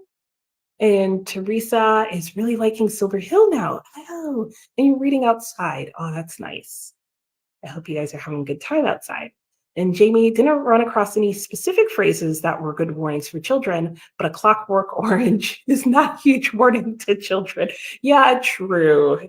I'm pretty sure everything in there would be like a very severe warning, even if you took random phrases and made it into them. And Saluda kind of got set up for the day, not sure what is on the agenda. Fair, fair, fair. You need to do some of your assignment. Okay, well, 3 books that you want to finish. Hopefully we'll get you well on your way. And good morning, Tokyo Chemist. I hope you had a good night's sleep as well. Welcome back. And Saluda on day 34 in the hospital, so trying to get through. I didn't realize you were in the hospital. I'm so sorry to hear that. And that is a really, really long stay. So yes, 1 day at a time. It sounds like you have worked out a plan to get yourself through. And we are here to keep you entertained, hopefully, while you do so. So thanks for joining us from your room or bed. And Zoe also dislikes how Cormac McCarthy uses should have when people are talking instead of have. Oh, okay. Yeah. he's just getting your goat, huh, Zoe? And Jamie, the searcher is by Tana French. Yep. I think somebody else, I think Anne let her know for you too, Jamie. And Emily's answer, but waiting in line, I lost my months of backyard practice, my redemption on the softball field, and the praise from my classmates that followed it. Oh, that could be really good. Like, so this is what happens. Turn that into some advice, right? Jamie got another 20 pages read and ordered dinner. Yum. What did you get for dinner? And Salutis is from the Hunger Games. Okay. Not these, Katniss, never these. They're Nightlock. You'll be dead before they reach your stomach. Oh, yeah. That was like, kept having so much meaning. Love that. Lydia says hello. And Selena says hello back. Bucking Wild reads pretty quickly, so you might finish it tonight. Great.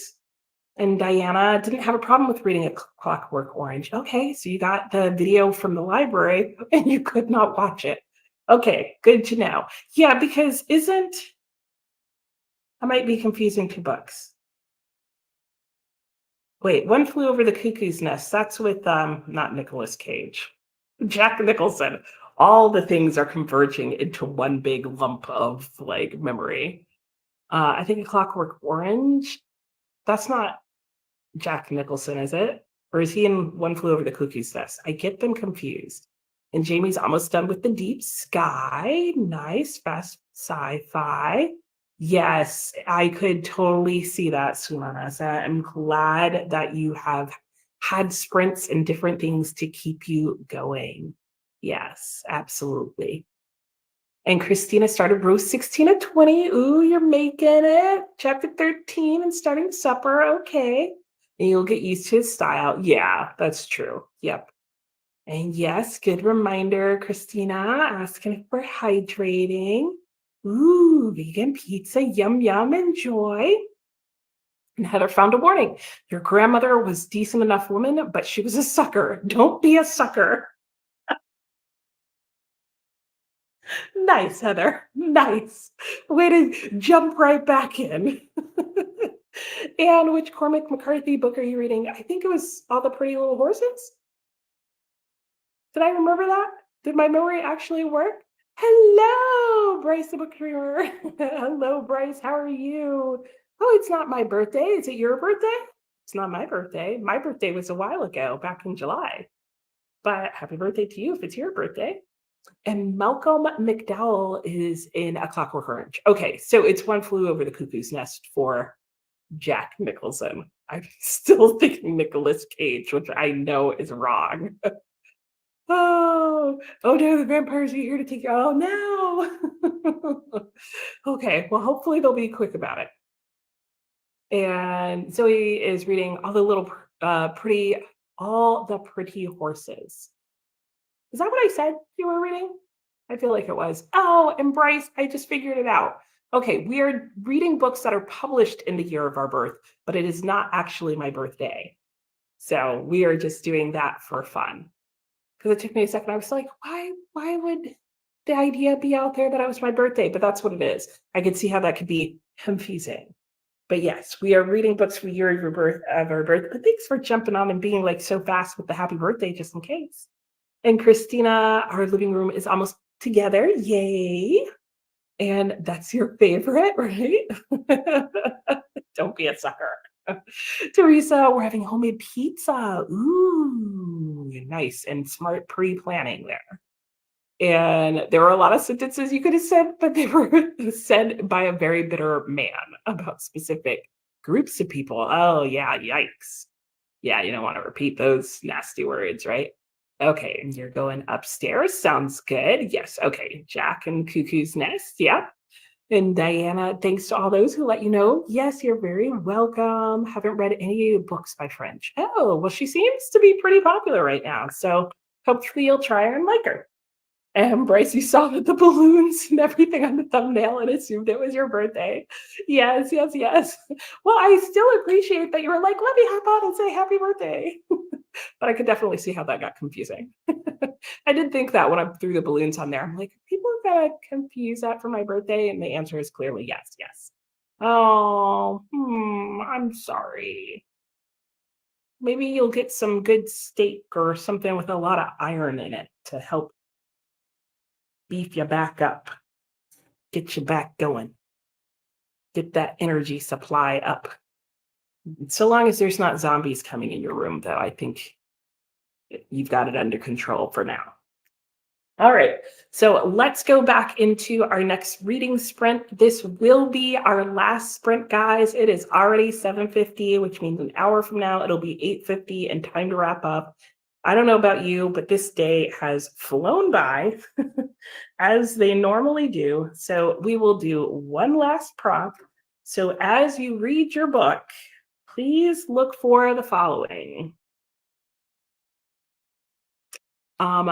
This just in, a line of breaking news. So find a sentence in your book, any sentence, pick a sentence that you think could potentially be a headline news. So that will be interesting. So let us know what you find. If you are just joining, we have been doing this all day, playing a little game called Bring Your Own Book. So you're just, as you read during this next sprint, as you're reading your book, you are going to be looking for a line in your book that could be used as a headline for breaking news.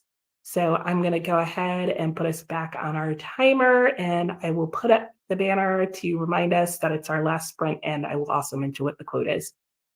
So here is our timer, and I'll just leave it as such, and happy sprinting. I'll see you guys in an hour.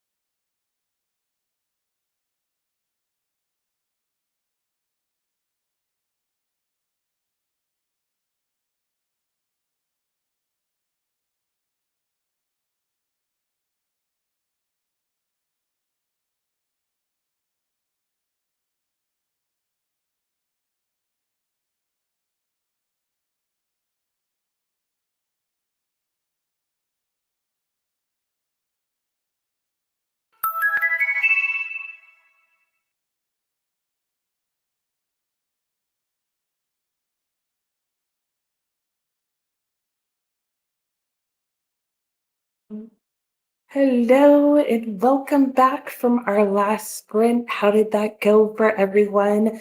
I hope you all had very good sprints. I did. I pretty much read my book the entire time, and I have now made it to page 56. I'm like getting all over myself here. And I had found a quote, and now I can't find it again. I don't know why this keeps happening to me. I think I get too wrapped up in this book and then I lose track. And then I did at one point forget that I was supposed to be looking for a quote. Um, I mean, there is actually a headline in my book. So that also threw me. I was like, oh, well, there's an actual headline, but I don't want to say what the headline is because it would be a spoiler in my book. Anyway, I'll be interested to see what you guys had for your potential headlines. When we left off, let's see where we were. And Heather came back. Hello, welcome back, Heather. You missed a couple of fun little bookish quotes from books and some more reading. But I hope you got a lot done with your horses this afternoon. And Suna was saying, oh, there's good steak in the hospital. Nice. Good for that. And Bryce is going to try and read a chapter and then watch some video announcements about the Vampire Diaries read along and see if you want to join. Sounds good. That sounds fun. And that's the funniest statement of the year. Oh, you were joking. Yeah. Anne's like, what? Good food in the hospital? Yep. Nope. Apparently not. Then Heather's reading Huck and James over the next hour. You read the adventure in tandem. Okay. Interesting that Percival doesn't consider it a retelling. Yes. I thought that was interesting that I heard him say that as well, because it does seem like that's what most people at least explain it as. So I'll be interested to see what I think when I read it. I kind of want to watch his interview where he talks about that, but I don't know if he'll go too much into it. And then there's a part of me that's like, maybe I just want to read it on my own and then see if I agree with him. Like, did you unintentionally write a retelling? Though I've heard there are differences in plot lines, so I know it's not supposed to be a straight retelling, but we'll see. And Zoe wonders if he finally starts talking about when he finally starts talking about these pretty horses, right? Because there's even books with horses on the cover. So I'm assuming he's got to actually talk about horses at some point. And Anne tried to read Blood Meridian, but couldn't do it. I've heard. I don't know if I can either. And it's on your TBR. Why couldn't you do it? And yep, for the same reason, I'm not sure if I can do it. Violet and Gruesome. Towards people or animals? Oh, that's a good question. You can't take animal abuse towards people. So maybe you can handle it, Heather. Which interesting point on people or animals, whether you can handle one or another has to do with how much disassociation you can do from your topic. So for example, most doctors can read a lot of gruesome things on people because their mind takes them to like science. Oh, that wouldn't realistically happen. That's not what goes down. And so, because they're so used to doing that for work. But if the same thing happened to an animal, they would find it much harder to deal with. And they'd be like, oh, that poor animal, that's horrible, da da da. And it's actually vice versa for vets.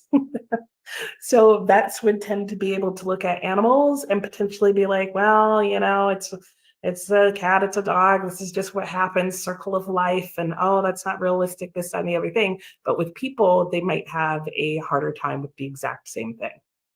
So strange psychology of facts about how our mind works.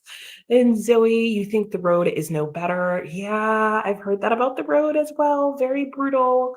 Station 11, maybe a slightly better version or less violent version of the road, is my thinking.